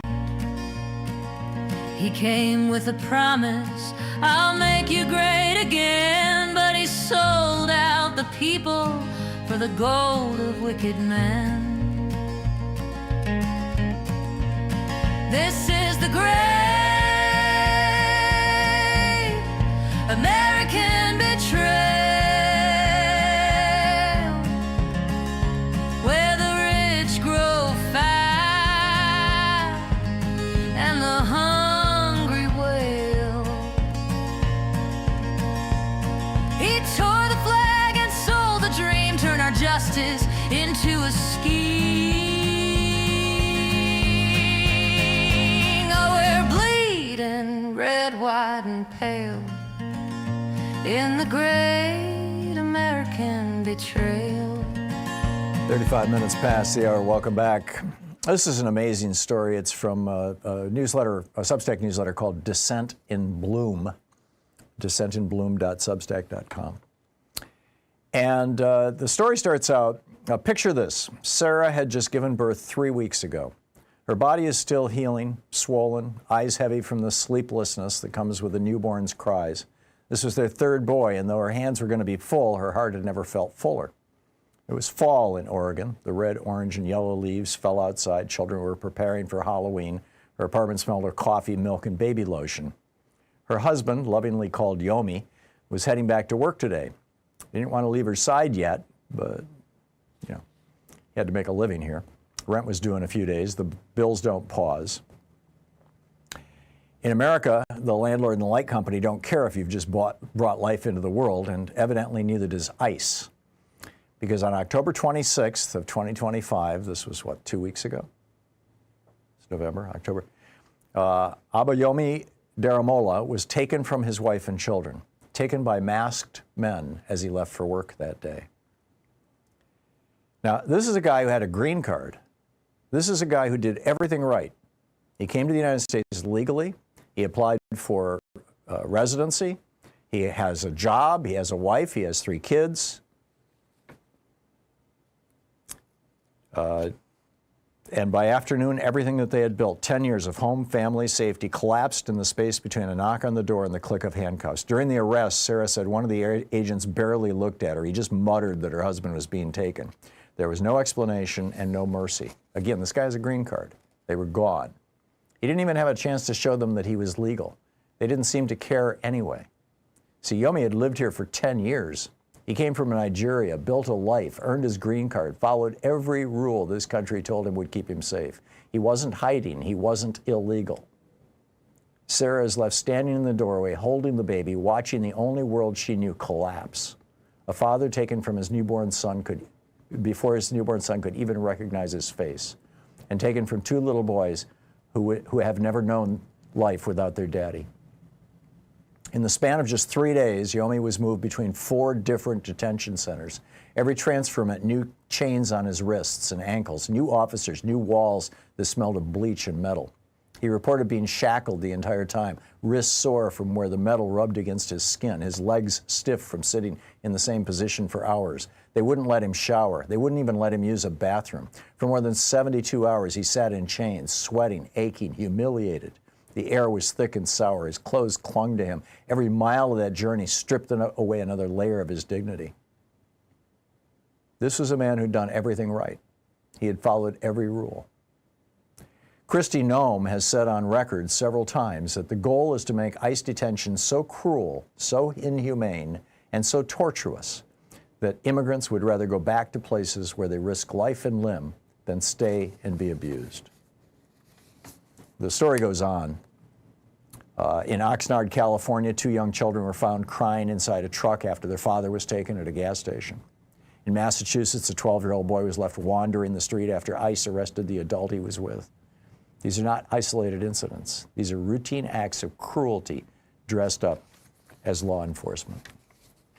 I'm telling you, we have sadists, actual sadists, people who derive a sadistic pleasure from harming other people, from other people's pain, running this country right now. It's an abomination. So what's on your mind? It's Anything Goes weekend after all. Anything Goes Friday. Larry in Los Angeles. Hey, Larry, what's up? Well, that was a bit of a downer story you just told, but I was calling to it happened right down the street from us, in fact. I mean, it's happened right here in Portland. Back to you, Larry. Well, that's Donald Trump, and that is the Republicans. They love that kind of stuff. Yep. And then Donald Trump's running around for the last couple of weeks claiming that the Democrats are evil. Yeah. Donald Trump is just one step away from Lucifer. But, I'm not arguing with you. Anyway, I called because I was in a happy mood for this week. Okay. Dodgers. Yeah, there you go. Lighten it up. Thank you, Larry. And I'm sure, pardon? Lighten it up. Thank you. The Dodgers won, and I'm sure that really gave pain to Donald Trump because Los Angeles and California have been under attack by this crazy president, this fool of a man.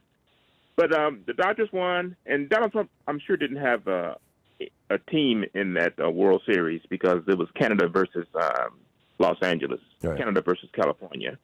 So I'm not sure if he's going to invite the Dodgers to the White House. I'm not sure they'll go. It would be nice if they didn't go. Yeah. I think they went last year, but it would be nice if they didn't go. After he attacked our country, attacked California, and he was planning on sending ICE agents to Dodger Stadium. Mm-hmm. Yeah, that's right. So, this clown, he made this happen. The Democratic Party won, as near as I can tell, everything that they could possibly win. Mm-hmm. I haven't heard a single victory by the Republicans, and this is such a grand such a grand victory that TYT decided the only thing that they would focus on was New York, which I'm glad New York also won.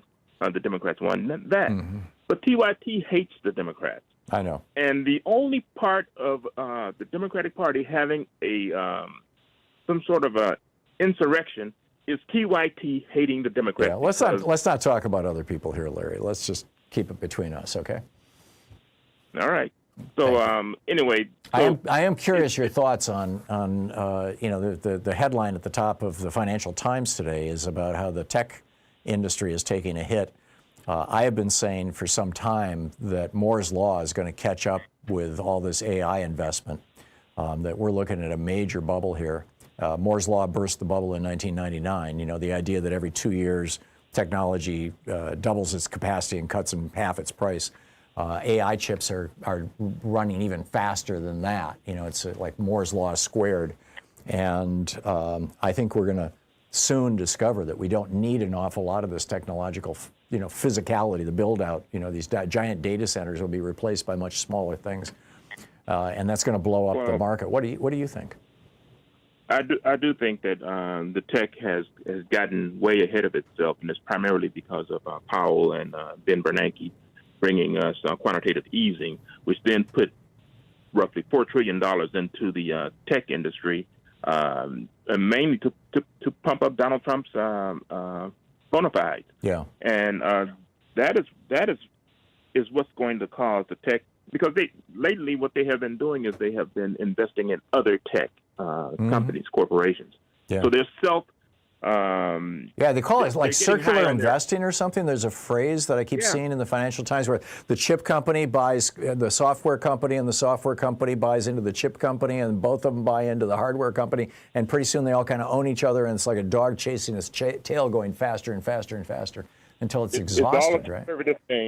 It's all a conservative thing, and they're basically getting high on Powell's and Bernanke's supply. Yeah. And they pumped all those trillions of dollars into the economy, and they still have reserves of that trillions of dollars.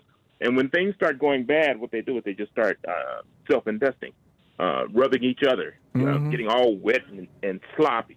Yeah. And so that's what's happening with the stock market right now. And so that's why it hasn't crashed as much as it is beginning to sputter. And Donald Trump is so afraid. Now, he's got a big problem. He's talking about getting rid of the filibuster.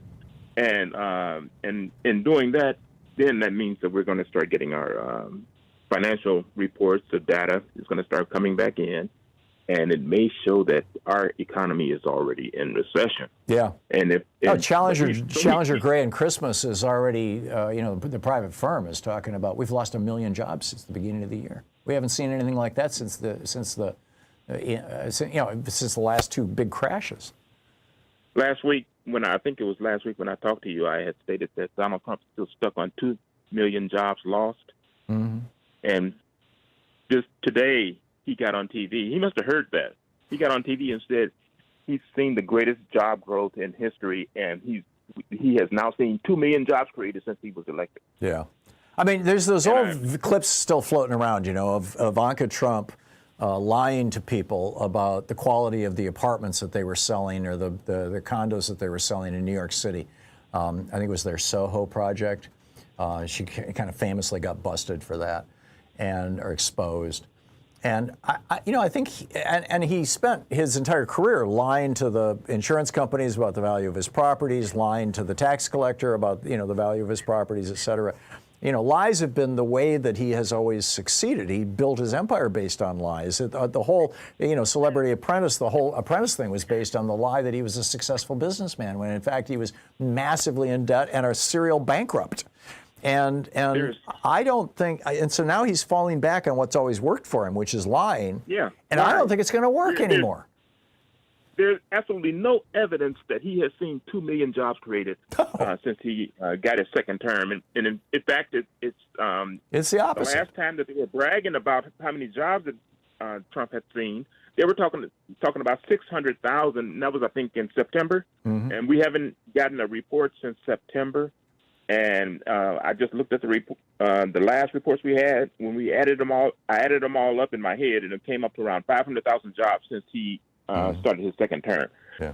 But today, magically, when we have no data, he says we've seen 2 million. Yeah. The And man it's, is it's like the biggest 17 liar. trillion that we've got in foreign investment and the 15 trillion that has 21 come trillion. from It's tariffs. 21 trillion now. 21 trillion now. Oh, jeez.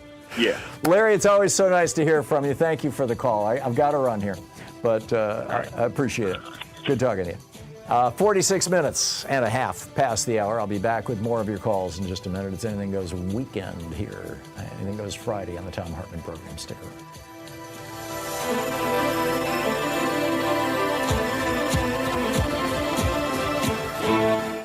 You're listening to Thom Hartmann. Visit thomhartmann.com for audio and video archives. Your media support group for We the People.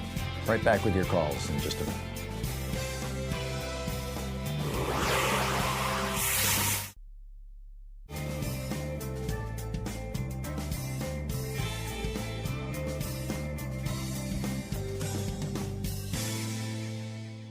And welcome back. Bobby in La Puente, California. Hey, Bobby, what's on your mind today? To you, the audience, and your crew there. It means a greeting in Yaqui, so I'm trying to learn my language. Anyway, the reason for my call, I ran it by Mateo, but first I ran it by my friends in Nebraska, David and Mina, if I can name them. Mm-hmm. Anyway, my idea is having a T-shirt with FDR, okay? A picture of FDR, I stand with FDR, or in the spirit of FDR, with Bernie Sanders, Madani, Eleanor, whoever else. Mm-hmm. Then on the back of the T-shirt, list his accomplishments, Medicare, unemployment insurance, more. My dad loved FDR, and maybe he gave me inspiration, but, I thought of it this morning around 2 o'clock, meditating, insomniac. So what do you think of that, Tom? I like it. It'll appeal more to older people than younger people. We got to figure out a way to bring the young folks in. And I think that's Bernie, right? It. Yes, Bernie. Put a picture of Bernie there. Even though he's 83. It's just incredible. Hey, you come up with an idea. Thom Hartmann. Yeah. No, I'm you know what I mean? I'm not. Yeah, I'm not the political. No, I get it. Whatever. No, but, I know that, Tom. Yeah. So another story there. We did a sweat, and I believe when you sacrifice and pray hard. Look at Margaret Taylor Greene. Whoa, she's turning. Mm-hmm. Look what happened on Tuesday, and I have to believe, Tom. In the morning when I get up, direct my thinking, and I pray for the nation for the 4 directions. And I have to do that to keep faith because you know what? I believe that darkness and light have nothing in common, and we'll overcome this darkness. I agree. It's happening. I agree. One step at a time. We get out there. I do my part. Vivian does her part. Even my daughter, you inspire by giving away. This morning I had a note. Dad, I'm going out to the food bank to give away the food because she received her food stamps. It's about giving. So there you go. You inspire. Wow. My granddaughter, Ariel, don't forget Tom's show when she was a little kid. Don't forget. So you're the family here. You know what I mean? Yeah. And thank you. You know and Vivian are our family too, Bobby. Oh, thank you, Tom. So one day you'll come out and we'll do a nippy ceremony.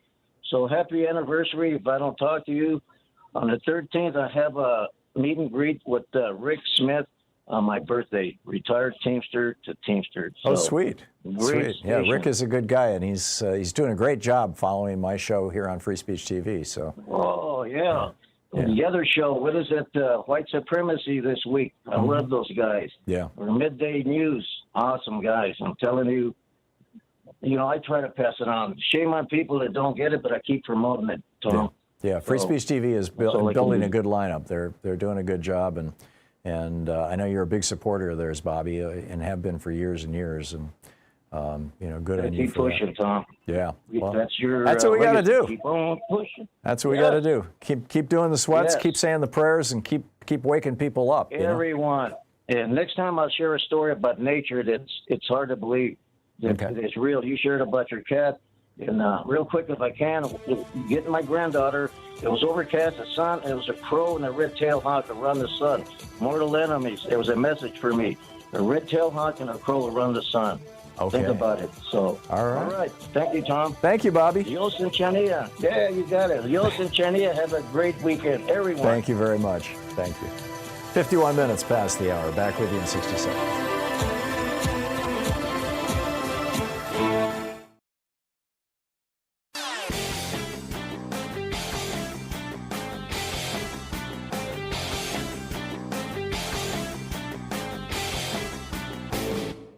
Hey, thanks so much for sharing our program and for reaching out to our stations and sponsors and letting them know that you're listening. It really means a lot to us.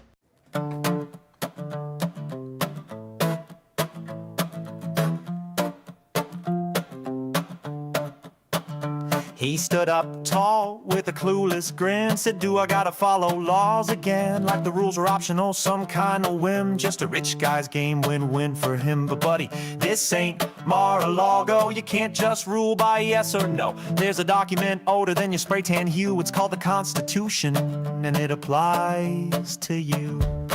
Oh Donnie, where's your civics class? You swear on the book, then wipe your past. You think the law's just for little guys in court? We got news, son, you're not a king or fort. This ain't a show, it's the land of the free. And the Constitution ain't your damn enemy. 52 minutes past the hour. Actually, maybe it is. I don't know about that one. John in Long Island, New York. Hey, John, what's on your mind today? Hey, Tom. Hi, thanks for taking my call. Sure. I just want to talk briefly about what we need to do as a nation after Trump and what we could actually do. And that day will come. It will, absolutely. But what we can't do, I see no value in resurrecting the Jack Smith indictments or trying to hold him accountable for corruption or any of the bad things that he's done, because quite frankly, I think our courts are just too corrupt and our populace is too ignorant, and there's just nothing will be done.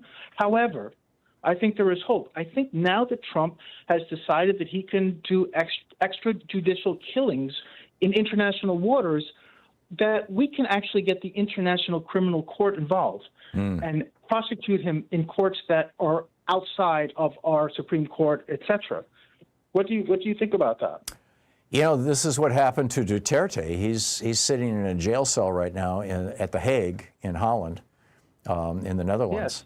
And the interesting, yes, and the interesting thing about that is that the Philippines is not is not a member of the ICC. That's right. As is Neither we're are not we. either. Right. Yeah. Exactly. He just left the country and got snatched. And no, that's not what happened. What happened? Okay, tell me. Yes, because this is something we can learn a lesson from. What they did is they interfaced the Philippines with Interpol. They are a member of Interpol, the same way as the United States is. And they had Interpol facilitate the arrests for Duterte. And they actually arrested him at the airport. Oh, really? On Philippine soil?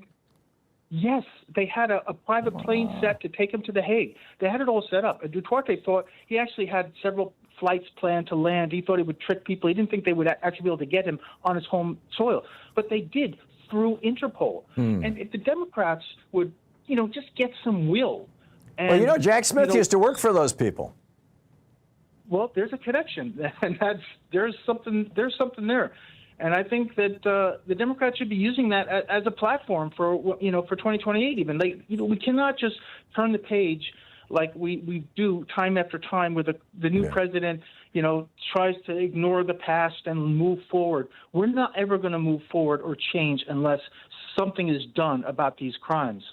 This weekend, this new movie starring Russell Crowe comes out, Nuremberg. I'm pretty sure it hits the theaters tomorrow. Maybe it's this afternoon. It was the 7th, so that's today.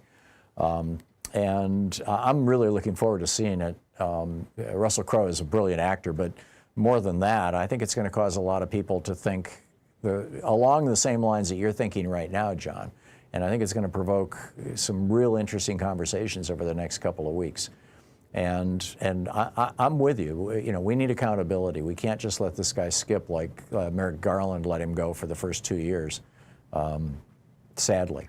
Exactly. Right. And I don't think it can happen in this country under our system. Well, I think it could. I think it might be in a state. The state of New York certainly has some claims against him, and that's got an administration. I mean, Letitia James is still the Attorney General, That's got an administration that is not friendly toward him. And it'll be interesting also to see if Mr. Mamdani decides to make life difficult for Trump at Trump Tower. I don't know. Right. I mean, I hope. But with the international court and these killings, and the media loves, they won't say it. They say it's, they're bending the law. It's murky. We don't know. No, it's not murky. No, Rand Paul is calling it murder. I mean, you've got Republicans who are calling it out right now. And it's wrong. It's absolutely wrong. It's a violation of not just U.S. law, but international law as well. Right. And so, I think your ICC, International Criminal Court idea is a great one. And boy, I wish I had a direct line to Jack Smith. I would love to have this conversation with him because he was an ICC prosecutor. That's where Merrick Garland recruited him from. So I didn't know that. Yeah. He was living in Holland, and he was prosecuting war criminals for the International Court. John, I got to run, but thanks for the call. We'll be back on the other side of the break here with more of Anything Goes Friday, Anything Goes Weekend, with your calls and a little bit of the news of the day. Stick around. You're listening to Thom Hartmann.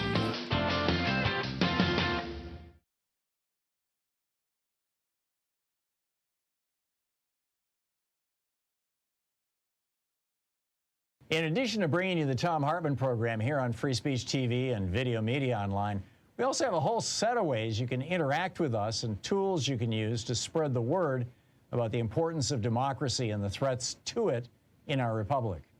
First, there's your daily homework. Sue Nethercutt puts together a daily email newsletter that has a link to every story I discuss on the air, so you can find my sources and you can share them with your friends. It's free and you can sign up at thomhartmann.com.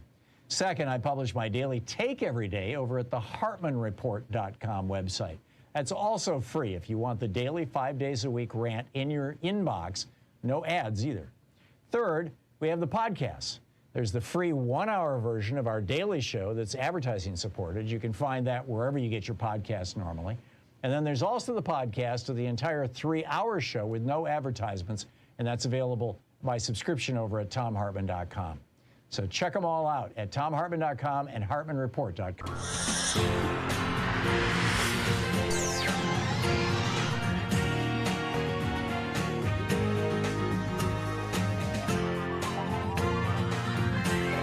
We say fight back!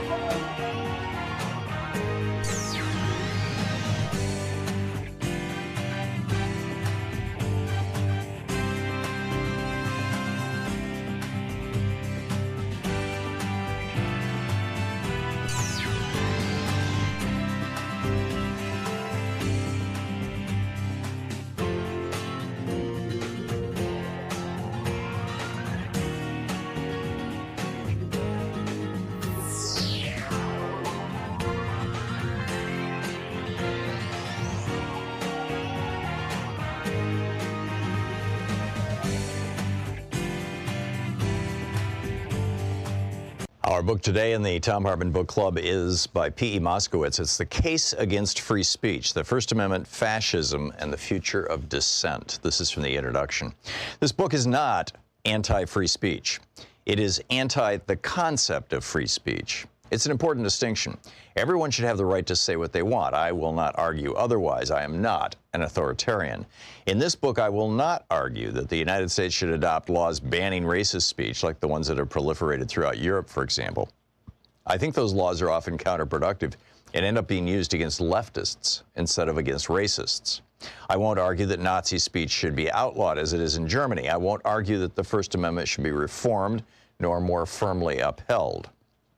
This book is not about whether the First Amendment is good or bad. This book is about why the First Amendment is nearly irrelevant, except in its power as a propaganda tool. In the following chapters, I will argue that free speech as a concept is meaningless, that it is a dialectical smokescreen more than an ideal to be upheld, that in a grossly unequal society, in which a few corporations control the means of media dissemination and a small group of the ultra-wealthy bankroll entire political movements, there can be no meaningful definition of free speech. On paper, I'm free to speak as a billionaire. I am as free to speak as a billionaire. Yet I do not have the power to change laws through political donations, to influence college curricula, or to quash entire movements for economic liberation. And still, I hold more speech power than most. I am a published author, and my speech is sanctified by the gatekeepers of my publishing house. Therefore, the path to free speech, I will argue, has less to do with a law about speech, or many laws, than with ending racism and inequality. Throughout U.S. history, disparate groups have claimed to cherish free speech more than their enemies. Unionists in the 1920s saw free speech as synonymous with striking and ultimately class revolution. Today, conservatives are the group to most often shroud their politics in free speech, arguing that any silencing or protesting of their speech runs counter to U.S. values of freedom and liberty for all. But as I hope to prove in this book, free speech has never really existed, because freedom and liberty have never really existed for the vast majority of Americans. Instead, the U.S. has systematically acted against those values, suppressing the opportunities, speech, movements, and actions of the masses, especially people of color and anti-capitalists, in order to favor the free flow of capital to the owning class.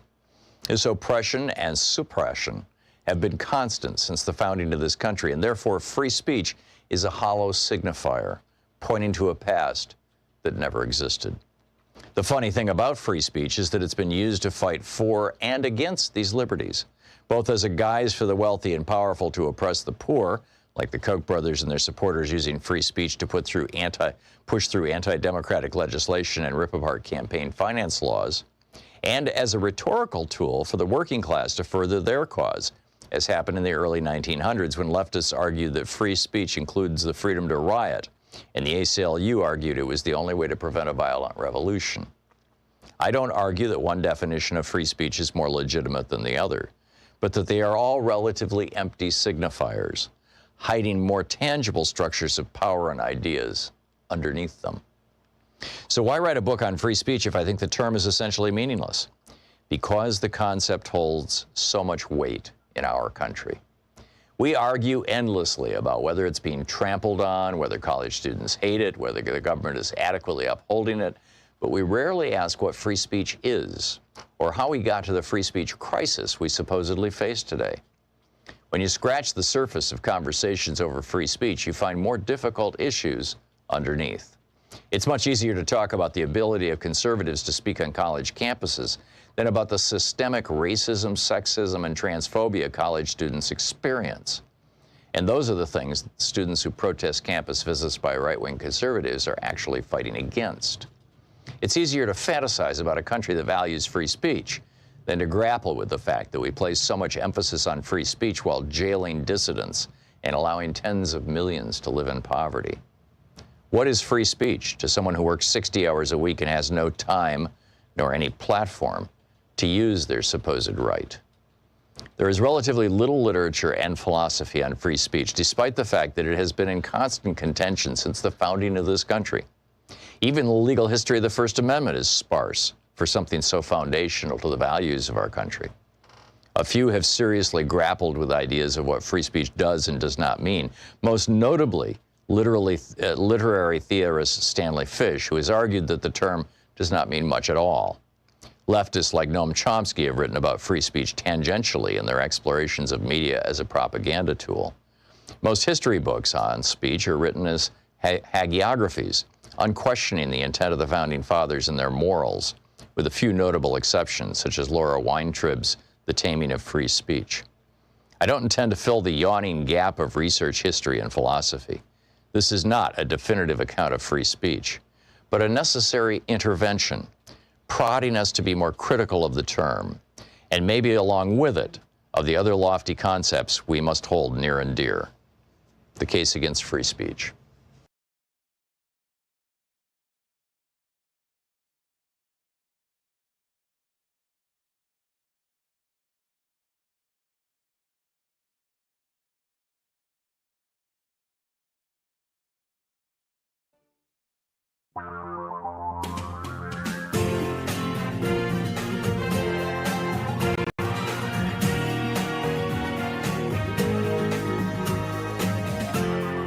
This is the Thom Hartmann Program. Hey, welcome to the third hour of our program. Just a couple of quick stories here. New York is quietly preparing for the Trump takeover. This is fascinating. This is from Politico, and I quote, "A wide range of New York's most prominent civic leaders have for weeks been meeting behind the scenes to plan for the possibility of Trump sending in the National Guard or any other federal agencies in New York City, according to multiple top elected officials." They go on to say, Governor Kathy Hochul has devised a virtual war room and convened a series of conversations with law enforcement, business officials, and activist groups to stop or at least mitigate any federal incursion. That's fascinating. Here in Portland, we've succeeded in holding off the federal troops, even though Trump actually sent some here illegally, had to send them back apparently. You've got Bovino out there. You got a federal judge. This guy from Customs and Border Patrol who likes to think of himself as I don't know, Ernst Röhm or something, and strutting around. And he had a federal judge call him a liar to his face, and the evidence is fairly clear that he was lying. You've got, the guy who threw the sandwich at an ICE officer who then went into court and sobbed that it had exploded on my bulletproof vest, and there was, mustard and stuff all over the place. And he threw it really hard. And, the jury was like, and then they had a picture of the sandwich on the ground, and it was still intact in the wrapper, right? No explosion, no injury. And the jury is like, are you kidding me? And Jeanine Pirro, she, Judge Boxwine, from Fox News, the lady who always looks like she's drunk on TV. She's the one who, when he was arrested, when Sandwich Guy was arrested, I think his name is Bean, something like that. But anyway, when Sandwich Guy was arrested, she made a little video, right? And like, we're going to hold these people to account. You cannot assault federal officers. There will be a abuse. He's going to go to jail. He's never going to see the light of day again. Yeah. And the jury goes. And then they tried to get a federal grand jury to indict him for felony assault of a police officer. And the grand jury said, are you kidding? And so they said, well, how about a misdemeanor? It's like a traffic ticket. How about a misdemeanor? And the grand jury said, okay, we'll indict him for a misdemeanor because he did throw the sandwich. And it is illegal to throw sandwiches at people. I mean, it actually is. You wouldn't like it. I wouldn't like it. Remember there was a while there where everybody was putting pies in people's faces. Remember that? Maybe, I don't know, a decade ago. And that came to a screeching halt when somebody actually prosecuted somebody else, the pie thrower, for assault. Because it actually is assault. But, so it wasn't that Mr. Sandwich Throwing Guy got off because it's okay to throw sandwiches at cops. He got off because the officer who was the recipient of the sandwich, as it were, lied on the stand. And it just, if they had just told the truth, Sandwich Guy probably would have gotten 6 months in jail, or maybe even a year or two. I don't know. I don't recall what exactly they were asking for. But misdemeanors can carry jail time. So, speaking of courts, yesterday the Supreme Court, in a 6-3 ruling, and this I believe this was a shadow docket case.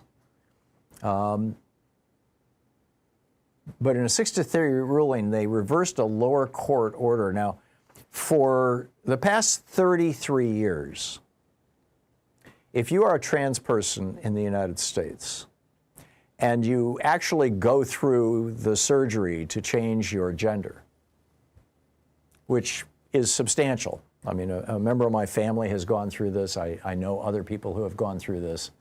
It's no small thing.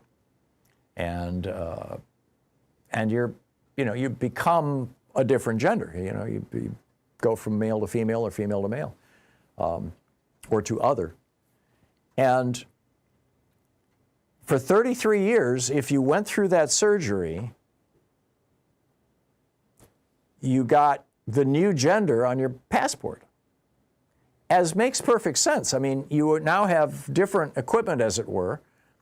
You use different bathrooms. You look different. You are now, if you were a man, you're now a woman. If you were a woman, you're now, and we simply acknowledge that on passports for 33 years.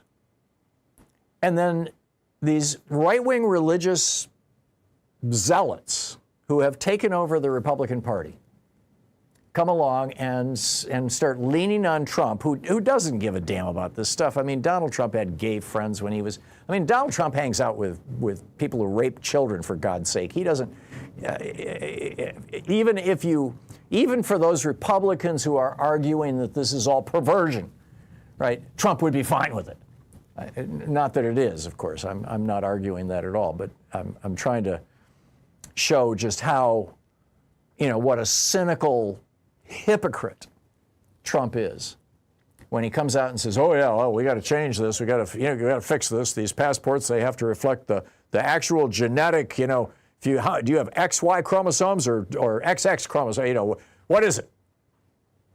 What were you born as?" Well, and also, there's a problem that a significant percentage of people. It's not. It's a little over. I believe it's a little under 1%, but it's a lot of people. Tens of thousands, hundreds of thousands. I'm not sure, but a lot of people are born with both genders, and the doctor and the parents have to make a decision. And a lot of people grow up never knowing that they were, that they might be genetically different from the gender that they have right now. So now, so this went to the lower court said, hey, for 33 years we've been letting trans people, genuinely trans people, claim their new gender on their passports because that's who they are. Let them be who they are. And Trump takes this to the Supreme Court, and 6 of the 9 people on the Supreme Court, just think about that for a minute. 6 of the 9 people on the Supreme Court say, yeah, let's F around with these people's lives. Let's screw around with their lives. Let's ruin their lives. Let's make life tough for them. Let's make it hard for them to go through an airport or to leave the country or to re-enter the country, for that matter. Let's put a pink triangle on them. And so now, as a result of this Supreme Court ruling this week, trans people will have to have their dead gender identity. And I don't know, maybe even their dead name. I don't think so, but their dead gender identity on their passports. And this is just so wrong. So Ketanji Brown Jackson, Joe Biden's sole nominee for the U.S. Supreme Court, just wrote this blistering dissent. Just blistering. She says, as is becoming routine, the government seeks an emergency stay of a district court's preliminary injunction pending appeal. As is also becoming routine, this court misunderstands the assignment. Our task in deciding these applications, that's, to stop the government from forcing trans people to have their old gender on the passports. She says, our task in deciding stay applications is not simply to make a back-of-the-napkin assessment of which party has the better legal argument. Rather, the actual nub of the project, if we choose to involve ourselves in the matter at all, is to fairly determine whether the applicant's showing justifies an extraordinary intervention. To do this, we consider not only the applicant's likelihood of success on the merits, but also whether the applicant will suffer irreparable harm absent emergency intervention, as well as the relative harm to the parties and the public interest in the grant of denial of a stay.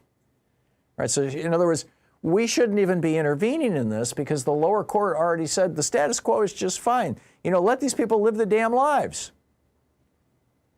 And she goes on to say, here, the balance of the equities factor requires weighing the harm to the government from not being able to proceed immediately with its allegedly unlawful policy against the harm to the individuals who would be subjected to that policy. And then she goes on, that for 33 years we've let these people, these folks have their, trans people have their, and the Trump administration tried to change that. And she says, Now, trans people will be subject to additional questioning and probing if the sex on their passport doesn't match their gender, all because of a decision by Donald Trump. Why? Because 2 days earlier, on January 20th, President Trump issued Executive Order 14168, characterizing the transgender identity as, quote, false and, quote, corrosive to American society. The order asserted that the policy of the United States is to recognize two sexes, male and female, which is defined based on the sex assigned at conception. I mean, this is tragic. It's wrong. It's horrible. It's going to damage people's lives, just so some religious fanatic or some anti-queer bigot, some homophobe, can say, well, we got them people. And 6 people on the U.S. Supreme Court went along with this crap.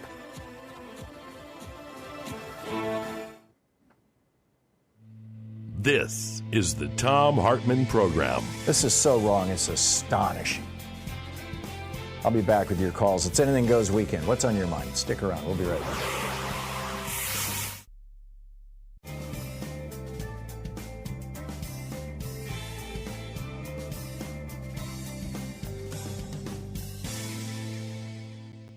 And welcome back. Happy Fria's Day, Keno, in Lakeland, Florida. Happy Fria's Day. How you doing? The goddess of love. Indeed. Holy Mother, the Holy Spirit originally was female before the misogynist priest. Well, still is, according to the Old Testament. And the Queen of Heaven, Jeremiah 44:18. Yep. There was Mother God before the misogynist priest Jeremiah said, cut out worship of the feminine. There's divinity and femininity, and that got pushed aside. But Mother God is coming back, Tom. After there's hope. There's after the elections this week. Now there are some Republicans. Psychologically, we can know there are some Republicans ready to come out of the trance. So it's time to form the coalition now of the Democrats working with some Republicans to rein in demagogue Donnie. And now. Our coalition first. Let's push for Marjorie Taylor Greene to be the Speaker of the House in January. She's going to publish the list. She's open to publishing the list of the pedophiles that the Republicans are protecting. They're pedophile protectors, and so things can move in the. Isn't that interesting, Keno? Marjorie Taylor Greene for Speaker of the House. Wow. Yeah. But she's signaling. She went on The View this week that she's open to, gathering people together to accomplish some things. Yeah. So. She even spoke well of Nancy Pelosi. She said Nancy Pelosi got stuff done. I wish Mike Johnson would. Okay, we're going to the Holy Spirit femininity can work through different strange ways. Working through Marjorie Taylor Greene to push her to be the Speaker of the House, we're going to rein in Donnie. And also a message to a working title for this coalition is the Painted Bridles Coalition. Mm-hmm. We got to put a bridle in the mouth of the old runaway horse. Mm-hmm. But and also of other politicians have to have a bit in their mouth to be democratic. So the Painted Bridles is a working name. That might change. But so a message to the Supreme Court. Now we want to make this. We respectfully remind them that historically they're going to be judged. Are they going to be judicial prostitutes to corporations in the historical viewpoint? Or are they going to uphold the Constitution, who says that the president cannot establish tariffs? Now, are they going to be judicial prostitutes, or are they going to stand up for the Constitution? That's the question to be. I ask people to take bridles and go stand out in front of the Supreme Court. Hold up horse bridles. We got to put a bridle. Checks and balances. That's the return of the concept of checks and balances, is a bridle. That's how you control a horse, all that power to be used for good. So the Painted Bridles Coalition, Marjorie Taylor Greene for Speaker of the House in January now. This will be a gift to the nation to put in a woman and push aside that Mike Johnson, who has really little Mikey. What's going to be interesting, Keno, is the Supreme Court has between now and basically June of next year to issue their decision on Trump's tariffs. Now that they've heard the arguments. They better get their decision made pretty quick. It's going to be interesting to see. I mean, historical judgment is coming down on this United States and the Supreme Court. Judicial prostitutes to corporations, or stand up for the people, like checks and balances, like was the founders tried to put it, so we had no kings. Yep. Montesquieu's ideas. Yep, you're absolutely right. Kino, I'm out of time. I got to run, but thank you and happy Frias Day once again to you, and have a great weekend. It's 21 minutes past the hour. We'll be back.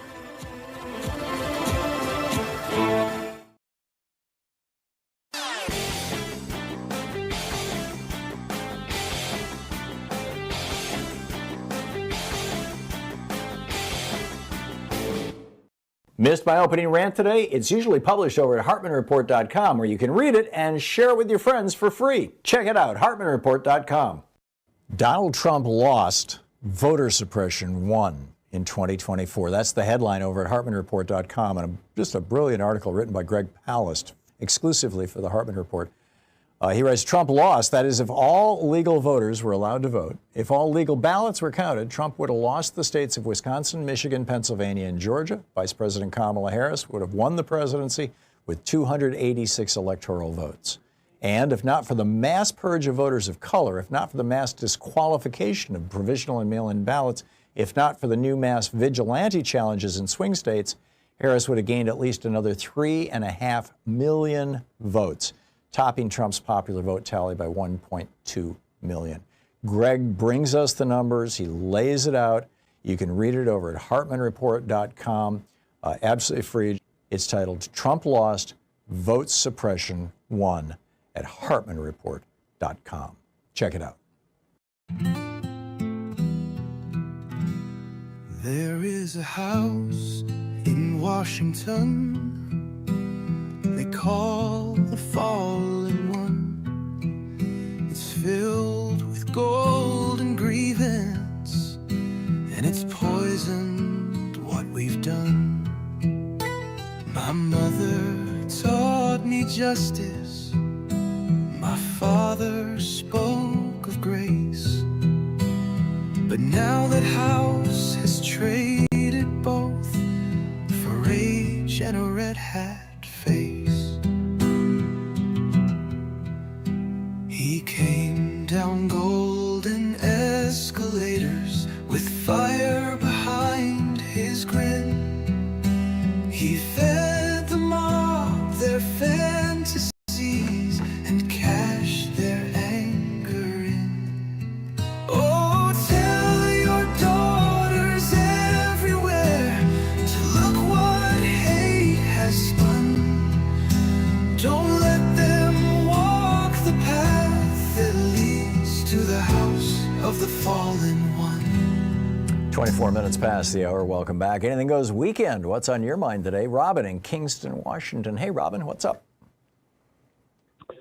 Hi, Tom. Just a little guarded optimism is for your 2 weeks of vacation here. Generally optimistic about what we can accomplish.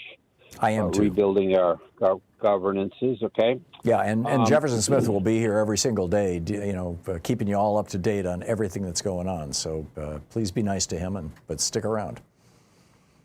Oh, yeah. I'll be talking about buses. It'll be a good conversation. Mm-hmm. Anyways, I'm calling up to just be positive in many ways. I'm going to start with kind of a what not to do thing, but the key question of this message is what do whom I call the great gray nappers, which you call the elderly left, do as they continue to re-engage after protesting? And I'm going to answer in a negative first, and that is what not to do, and make a following point. And that is, I continue to just say, do not try to change the minds of Trumpsters or the lower third of our population. They are authoritarian figures, okay? Well, let me throw a caveat in there, Robin. What I have found is it's very difficult to change somebody's mind if they live in a right-wing information bubble, and most of these people do. But if you can get them to stop watching Fox or just start watching MSNBC primetime shows, just MSNBC in the evening, You know, watch Rachel Maddow and watch Lawrence O'Donnell. Just get them to watch those two shows for a week. Right. I think that you can break through with a lot of people. I know I've done it with at least one person. Okay, great. And I will accept that there are a few people like that, but that's kind of the minority. Yeah. And here's a point that I would counter to you, and that is the Democrats lost the white male vote decades ago. Mm-hmm. Decades ago, so somewhat to do with the union. They lost that in the And 60s. The majority of white men have not voted most, for a Democrat since the election of 1980 or excuse me, 72, I think. 68? Yes, exactly. One of 70s, yep. And so, just making it simple, most Trumpsters are white males. Yeah. Okay? So to me, that's enough said about that. Instead, what we should do is take our energies and chat with those in the center left. Now, here's a couple of things that, so I have a don't do it. Here's a couple of to-dos, okay? One is rebuild the voting apparatus. Mm-hmm. 2 is vote at home. And 3 is to put drop boxes in high schools. And here's the question. That's a good Think one. of the Robin, generational... I'm sorry I'm out of time, but thank you. You're listening to the Thom Hartmann Program. Call 202-808-9925. Pro tip, always make your big point first. 27 minutes past the hour. And Robin, thank you for the call. It's always nice hearing from you. We'll be right back with more of your calls. Stay with us.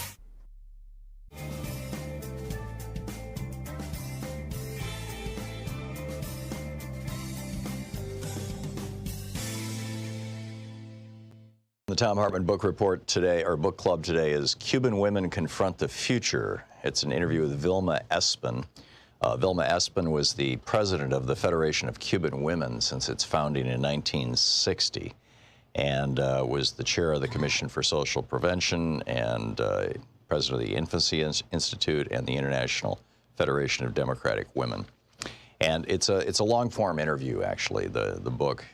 So the first question: what does socialism mean in the lives of a Cuban family, and in particular, Cuban woman? Vilma Espin. For the Cuban family, especially the woman, socialism has meant an enormous improvement to the quality of life and personal development. We should remember that until January 1st, 1959, in our country, hunger, poverty, exploitation, repression, and dependence reigned. The revolution opened up new horizons in the economic, political, and social fields, and amongst its key principles is the defense of equal rights for all human beings. The constant struggle to make ends meet disappeared, and with it the antagonism between people competing for the crumbs that could help them escape the tragic destiny that awaited the majority. Thus the family, the basic cell of society, could develop in a rounded way. Our revolution assured all Cubans the chance to exercise each one of their inalienable rights. Each citizen is assured that food prices are reasonable and that education and medical services are free. The state makes a systemic effort to improve living standards to the extent that it is permitted by the tense battle for development that we wage under blockade and constant imperialist threats. Child care facilities have been created to provide care for the children of tens of thousands of working women from the age of 3 months to 6 years. Services to lighten domestic work have been created. Hundreds of thousands of students have also received free lunch at day school and all their meals at boarding school. Hundreds of thousands of workers also receive their meals at a moderate price in their workplace. More industrial laundries and dry cleaners have been established, and more domestic labor-saving devices are available with preference in acquisition and cheaper prices for workers. Huge resources are dedicated to housing construction in urban and rural zones. We also try to guarantee recreational facilities and spiritual enjoyment to all the population. Of course, the possibilities are exciting, but also what we have achieved to date, considering our limitations, is already vastly superior to what families experienced in the past. Social Security provides an income for those who cannot work. As far as women are concerned, equal rights have certainly changed their position in the family and in society. A woman's participation in social production, because it implies her financial independence, has altered her dependent position in the marriage and allowed a change in her ideas, in the way she looks at life. The laws that govern family relations, such as the Family Code, are based on equality and guarantee the right of members of the family to participate in society, to work, study, and to responsibly educate the children in line with our revolutionary principles. This does not mean that we achieved all that we aspire to. We still have problems of a material nature to resolve, which are directly related to our economic development. There is still the need to eliminate backward ideas that some people hold, men and women, with respect to the role that each person should play within the home, the nature of the socialist family and the relationship between a couple, ideas which work against the full participation of women in the building of a new society. Obviously, the economic security guaranteed by both men and women having access to work, free health care, and education, the obvious satisfaction and confidence in oneself that equal opportunity and the chance to fully develop to the extent of one's talents, intelligence, and aptitude offer to each person, the constant motivation and emotional stability that comes from feeling useful, recognized, and dignified as a human being. Everything that socialism has brought to us undoubtedly fulfills the deepest desires of a family, particularly the woman, who until just a quarter century ago was exploited, oppressed, and marginalized in the family and in society. Question: what is the primary concern in Cuba, work or the human being? What place do women occupy within this concern? Velma Espin: in Cuba, a country that is building socialism, the highest aim is human happiness, based on respect for the fundamental human rights of each person. That includes full social equality to education, healthcare, work, and professional training, with the chance to employ all of one's faculties to take an active role in society and to help develop that society, to create the material and spiritual basis for a full, harmonious life, where the highest qualities of both men and women flourish. To reach those aspirations requires work, talent, dedication, and willingness from everybody. It requires constant scientific and technological innovation to assure economic and social development. Thus, each member of our society, along with the right to work and all the benefits brought by the revolution, has acquired the duty to help create the economic basis necessary for such advantages. The building of a new society and the fulfillment of new aspirations could not possibly be achieved except on the basis of work and the willingness of the whole population. And the people work with enthusiasm because work is the means for creating wealth and goods for all to enjoy. Work that is free from exploitation does require a new dimension, a quality that stimulates and produces satisfaction. To feel that you are useful and are creating your destiny, to project yourselves toward the future through your work, to cultivate the future. In a speech in January 1964, Che Guevara said that when each Cuban viewed work as a vital expression of their human creativity, technology, technique, and inventions would proceed apace, and all would participate with an uncontainable force in building the new society. The book, Cuban Women Confront the Future by Vilma Espin.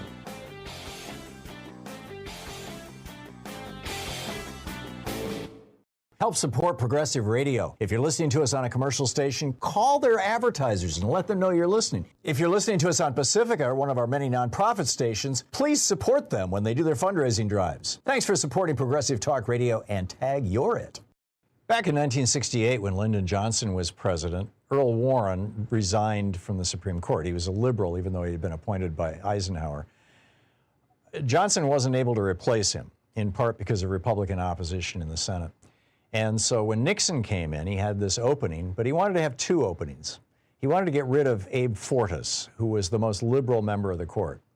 So he had his Attorney General, John Mitchell, start an investigation into Abe Fortas's wife. Now, there was nothing there. There was no smoke at all. She had done absolutely nothing wrong, and history has proven that. But they were going to drag her before a grand jury and possibly before Congress and just, drag her through the mud.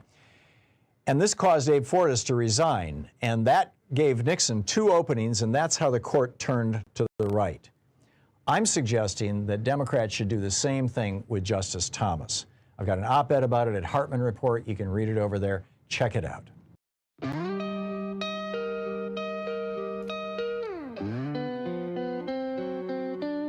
He didn't come with thunder. He didn't break the glass. He slipped in through the silence, the cracks from decades past. A shadow in the bloodstream, a whisper in the code. He found the doors wide open on a party long road. They'd stripped away the conscience, cut the guardrails down, painted loyalty in poison, wore ambition like a crown.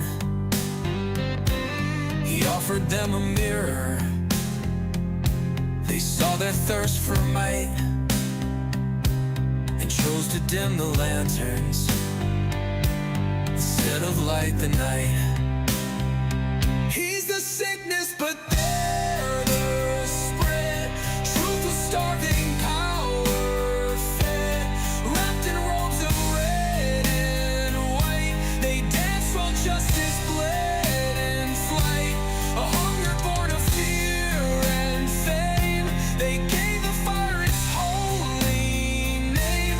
He's the sickness, but let's not boast. This plague was welcome by its host. There you go. Yeah, the GOP is as much to fault, in fact, more so to blame as Donald Trump for what's going on in this country right now. By the way, the Supreme Court, speaking of what's going on in this country right now, the Supreme Court is meeting right now to hear arguments on whether to blow up Obergefell, the decision that allowed gay marriage in the United States. These guys never stop. They just never stop. They're relentless. David in Clearwater, Florida. Hey, David, what's on your mind today? Well, I've been listening to all this depressing news, and I'm still There's a optimistic. lot of good news out there too, David. I'm sorry I haven't had enough of it today. I can't be anything but optimistic. Yep. I'm very that- optimistic, actually. I realize that, some awful stuff is happening. And David, I need you to get your mouth closer to the microphone. You can leave your phone on speaker. Just hold it closer to your mouth. Back to you. I usually don't talk that quietly. Yeah. I just need I have a dilemma.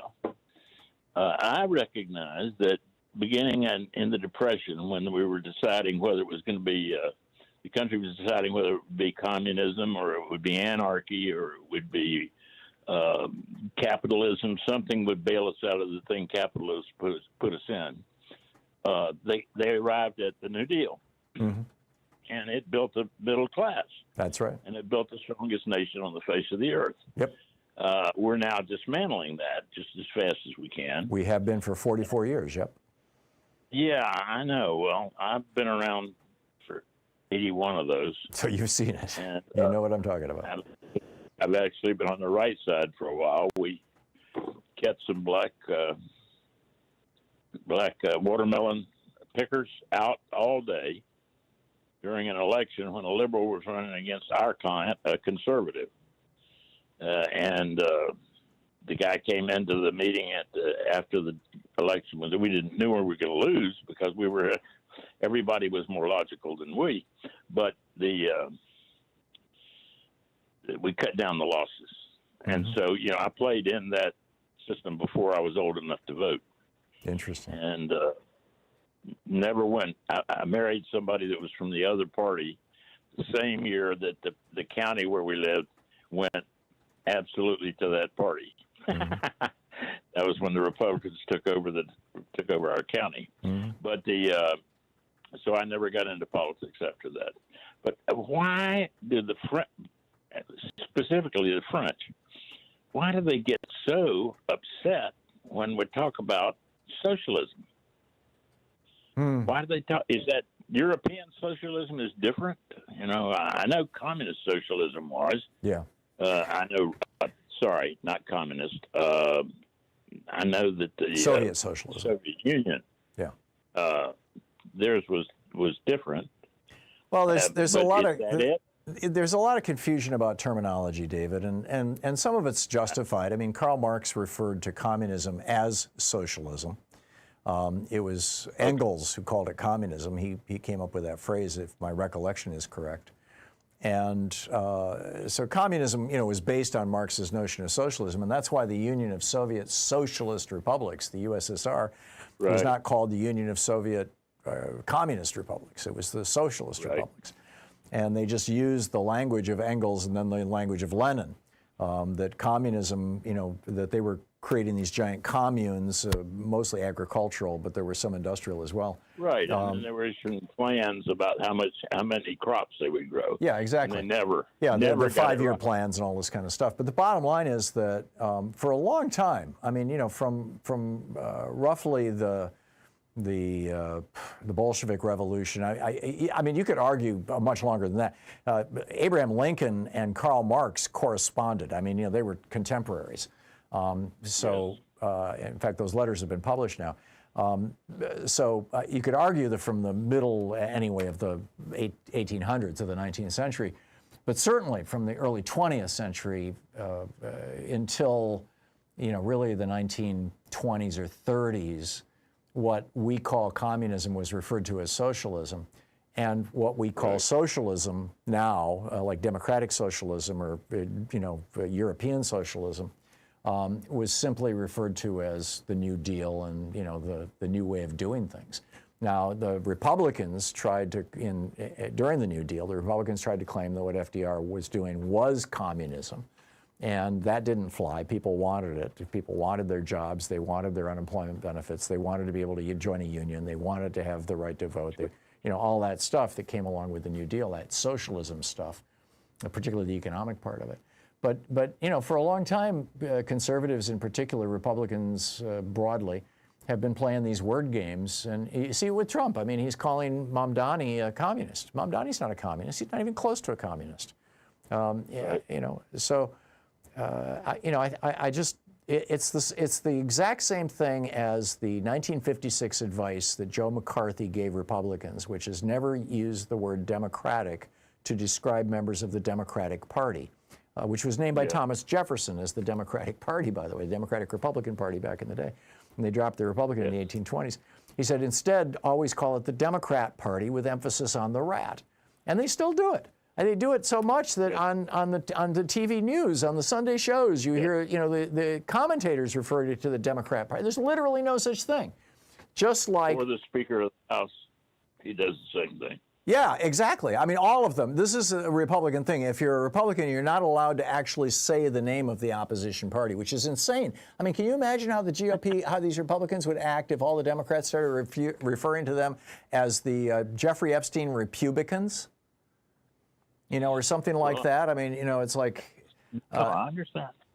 So I don't take it seriously on the one hand, but on the other hand, it's extraordinarily serious because you're talking about building a thought pattern, a meme, as it were, that's destructive both to democracy, in as much as democracy, a certain amount of socialism is necessary for democracy to survive. I mean, that's what FDR did. Is he literally guaranteed the survival of America. As a democracy. A little bit of socialism isn't necessary to survive, period. Yeah, that's my point. How do you make stew? Yeah, for sure. I mean, you got to have fire departments. You got to have public roads. You got to, I mean, it's just common sense. So, anyhow, I don't know if I'm answering your question here, but I think that you are. You have the most erudite and knowledgeable callers come in. Not me, but others. You did a damn good job, David. You did a damn good job. And thanks for listening to WMNF, and thanks for calling. It's good talking with you. And I hope you have a great weekend. It's 44 and a half minutes past the hour. I'll be back with more of your calls in just a minute. Stay with us.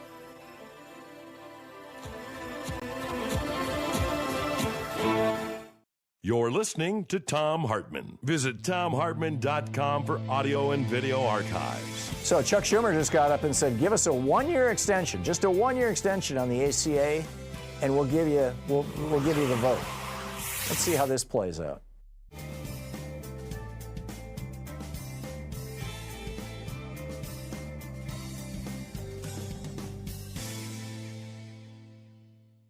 And welcome back. Sally in Winter Park, Florida, watching us on Free Speech TV. Hey, Sally, what's on your mind today? Hi, Tom. So good to talk to you. Thank you. Well, I feel like I have an important message to get to all the liberals, media, and Chuck Schumer, and everyone in Washington, that every time we talk about the shutdown, it should not be just the shutdown, it should be at the Epstein shutdown, the Epstein ballroom, because this is so important, I think, because, well, the Epstein ballroom is, he did this in the dead of night, well, during the shutdown. I think he did it as a distraction to the Epstein files. And if like Chuck Schumer, Hakeem Jeffries gets on the media and says, in reference to the Epstein shutdown, I think that would maybe end this thing. I think you're keep right. saying it enough. I'm not sure it would end it, but I think it would hurt. You know? It would hurt. Yeah. But it's in a nice way. It's not in a mean way. Yeah. It's factual way. Yeah. And not only that, guarding our pedophiles, a GOP guarding our pedophiles. That's some of my signs when I protest. Yeah. That's a sign I made. You know, well, that's what they're doing. Yeah, exactly. That's exactly what they're doing. And if we keep mentioning that, and MSNBC, I think I wanted to get the word out, you know, because I did call my representative Frost here in Winter Park, and I left a message with the secretary, and she thought it was a great idea too. So that's great. You've got Maxwell Frost representing you. You're fortunate. Right, exactly. And I told her I love him. Yeah. He's fantastic, good speaker, wonderful speaker, and I just think to get this message out, I think it's an important. I think it's a great message. suggestion. I think it's just an absolute great suggestion. And Sally, thanks for sharing it with everybody, and thank you for calling Frost's office and sharing it with them. Good talking with you. John in Cambria, California. Hey, John, what's on your mind today? Hey, Tom. Thank you for having me on. I have a butterfly story. Okay. Where I live here, it's one of the towns they filmed arachnophobia in, so we have a lot of spider webs. Got pine trees and Spanish moss and all that. And so this little baby monarch butterfly, it couldn't have been more than, not even a $50 size, maybe a little more than a quarter. It got stuck in this old spider web. It had all kinds of stuff stuck in this spider web. This little baby one got stuck in it. And so I said, you know what? I'm just going to try to get it out of there and save it. So I pulled it out, and it was struggling, so I needed to rest. And I put it down on a jade plant that I have growing, and it stayed there for maybe, 60 seconds or so. Started to move its wings again, and it finally took off again. And I'm like, okay, cool. I saved it. It got about 15 feet in the air, and this bird came and got it midair. Oh, no. And that's not a happy story, John. But that's really, truly the definition of the butterfly effect. Yeah, I guess. You didn't call in just to punk me with that story, did you? No. It really happened. I texted my friends with that. I believe you. I'm not happy about it, but I believe you. I felt horrible about it. Yeah. Yeah. Well, that's it's the great cycle of life, right? Everything eats somebody. Everything eats something else. John, thanks for the call. Oh boy, 49 minutes past the hour. We'll be right back.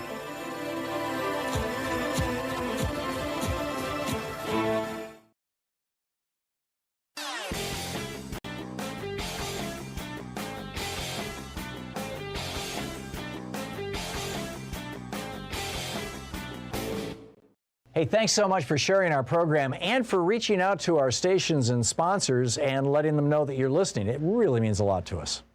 When I was a little kid, my grandmother had a piano, and I loved to play it. I was incompetent, but I was figuring out all kinds of stuff. And then I kind of got away from it and, went to school and things got busy and just lost track of it. Well, now there's this fascinating new study out of the University of Geneva, Switzerland, that is making me think maybe I should go back and learn the piano. What they found was that they took a group of 132 healthy older adults, retired, 62 to 78 years old. Half of them learned the piano, half of them took music classes without learning the piano. And what they found was that those who learned the piano actually had the strongest increase in their memory, in their mental competence, their mental faculties. Those who took the music classes also did well, but learning the piano was a huge step. So check it out. There's a whole long rant about this over at HartmanReport.com. Check it out. In the heart of our hometown, where the streets are bustling around, we gather neath the morning sun. Together we can get things done. Every voice, every hand, together we can make a stand. Tag your interest, join the fight for our future, for what's right. Raise your voice, make it known. In this land we're not alone. Tag your interest, come take a stand. Welcome back, 51 minutes past the hour. Picking up your calls here. Josh in Madison, Wisconsin. Hey, Josh, what's on your mind today? Hey, Tom, I don't know how to follow that last call. It was rough. Yeah, that's tough. In the same spirit, I want to remind you that he wasn't shot, he didn't win, and he's on the list. I'm very worried about the election on Tuesday. I think that the Republicans are going to use it as an excuse to ramp up the cheating. I think we're going to see things like... they don't need an excuse, Josh. No, they don't, but they're looking at overturning, the Voter Rights Act soon. They're going to start, removing more votes, that kind of thing. Yep. And I'm just not sure how to react to that, because it proves, to me at least, that the 2024 election was stolen. There's no, I keep hearing people talk about the lack of enthusiasm and that kind of thing, but Tuesday kind of proves that those people were always there. And groups like the Election Truth Alliance have said that as many as 1 in 10 votes were either disappeared or flipped. And it's amazing what happens during an election when the richest man on the planet, who controls, a space network, isn't putting his thumb on the scale.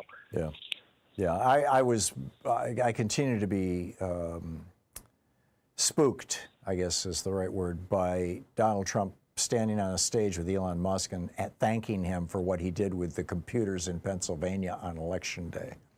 And that's pretty much a verbatim quote. Greg Palast has done the math on this. It genuinely looks like it was voter suppression, that, 3 million people. Yeah, I just heard that from, Yeah, 3 million people were purged and another million people were challenged. And I've seen the Election Alliance stuff, and some of it just doesn't hold up. Some of it still, I think, needs to be investigated. But yeah, they're going to try and cheat. They've been doing that since 1964, when William Rehnquist started or was participating in Operation Eagle Eye. Look it up. It's a pretty shocking thing. This whole lie, this big lie that the Republicans have been telling for, what is that, 60 years now, 70 years, that there's people who are not citizens who are voting in large numbers is just a lie, and they've been using it as an excuse to suppress votes, and they will continue to do it. So the only thing we can do, Josh, is get more people voting and wake people up to this, and make sure that everybody goes to vote.org and double checks their registration. Yeah, 100%. One other quick thing. I watched House of Dynamite yesterday on your suggestion. Isn't that a great movie? It is. It's horrifying. But honestly, the most terrifying thing about it is, imagine if the president wasn't Idris Elba. Exactly. Imagine that exact same scenario and where we are with who we have. Yeah, for people who don't know what we're talking about, this is the movie that's brand new on Netflix. It's free, as I recall. It's called House of Dynamite, and it's about a nuclear missile being launched at the United States. And it is, and throughout that entire movie, all I could think of was, oh my God, what if Donald Trump was in the White House? Josh, I got to move along, but thank you for the call. George in Chicago. Hey, George, what's on your mind today? Hi, Tom. It's been quite a while since we've talked. Actually, I have to confess, it's been quite a while since I listened to your show. Last year and early this year has been difficult for me. I was diagnosed with cancer, which makes I'm sorry to hear that, George. Thank you. Makes us cancer brothers, I guess. Yeah. And I was, after major abdominal surgery, I was deep into chemo as the fall election approached. Yeah. And you gonna be okay, George? For now, yes. The double impact of the election results and the chemo put me into a deep, dark hole. And I just turned away from following the news and current events because it was all too much for me to deal with. And as time went on, finding out how incompetent and dishonest my party had been, especially in terms of how many knew that Joe Biden was not fit to run and didn't do anything to stop it, as including the vice president and the president's wife. I mean, so furious and angry with my party. I mean, yeah, Jake Tapper's book is pretty shocking on the one hand. On the other hand, I think there's a little bit of hyperbole in there, but nonetheless. But back to you, George. For my whole life, I've known and understand who and what the Republicans are. They're not for people like me, working class people, and they do everything they can to crush people like me. That doesn't surprise me. I'm used to knowing who they are, but to find out how incompetent and dishonest and feckless my party has been and is just really put me down. I think they're getting, number one, George, I think they're getting better. And number two, it's not going to, the Democratic Party isn't going to change unless people like you and me get inside it. This is our job. Well, I haven't been completely uninvolved. I supported Spanberger's and Mikey Sherrill's campaigns, and I've been sending money early to Christine Bohannon's congressional campaign. Well, I hope when you're feeling better, George, when you're fully on the backside of that chemo, that you actually show up. I mean, you're in Chicago. You've got a vibrant Democratic Party there. I have been, Tom. I've been going to the That's great. George, I'm out of time. I'm so very sorry, but I wish you the very best, and thank you for the call. Special thanks to Louise Hartmann, Sean Taylor, Nate Atwell, Jamie Hawley, Nigel Peacock, Sue Nethercutt, Patrick Hoyt, Geraldine Halbert, Ron Hartenbaum, Chase Spross, Nicholas Miller, Pat Sweeney, Jeremy Peterson, Connor Arroyo, Carna Verde, Martha Salinas, Mateo Robertson, Diane Russell, Ruben Michaels, all the fine folks who work on this program. Thanks to you for spreading the good word about us. Please be real good to Jefferson Smith over the next 2 weeks as Louise and I celebrate our 53rd wedding anniversary and start on a new book. And I'll catch up with you in a while. Have a great weekend. You've been listening to Thom Hartmann. For audio and video archives, visit thomhartmann.com.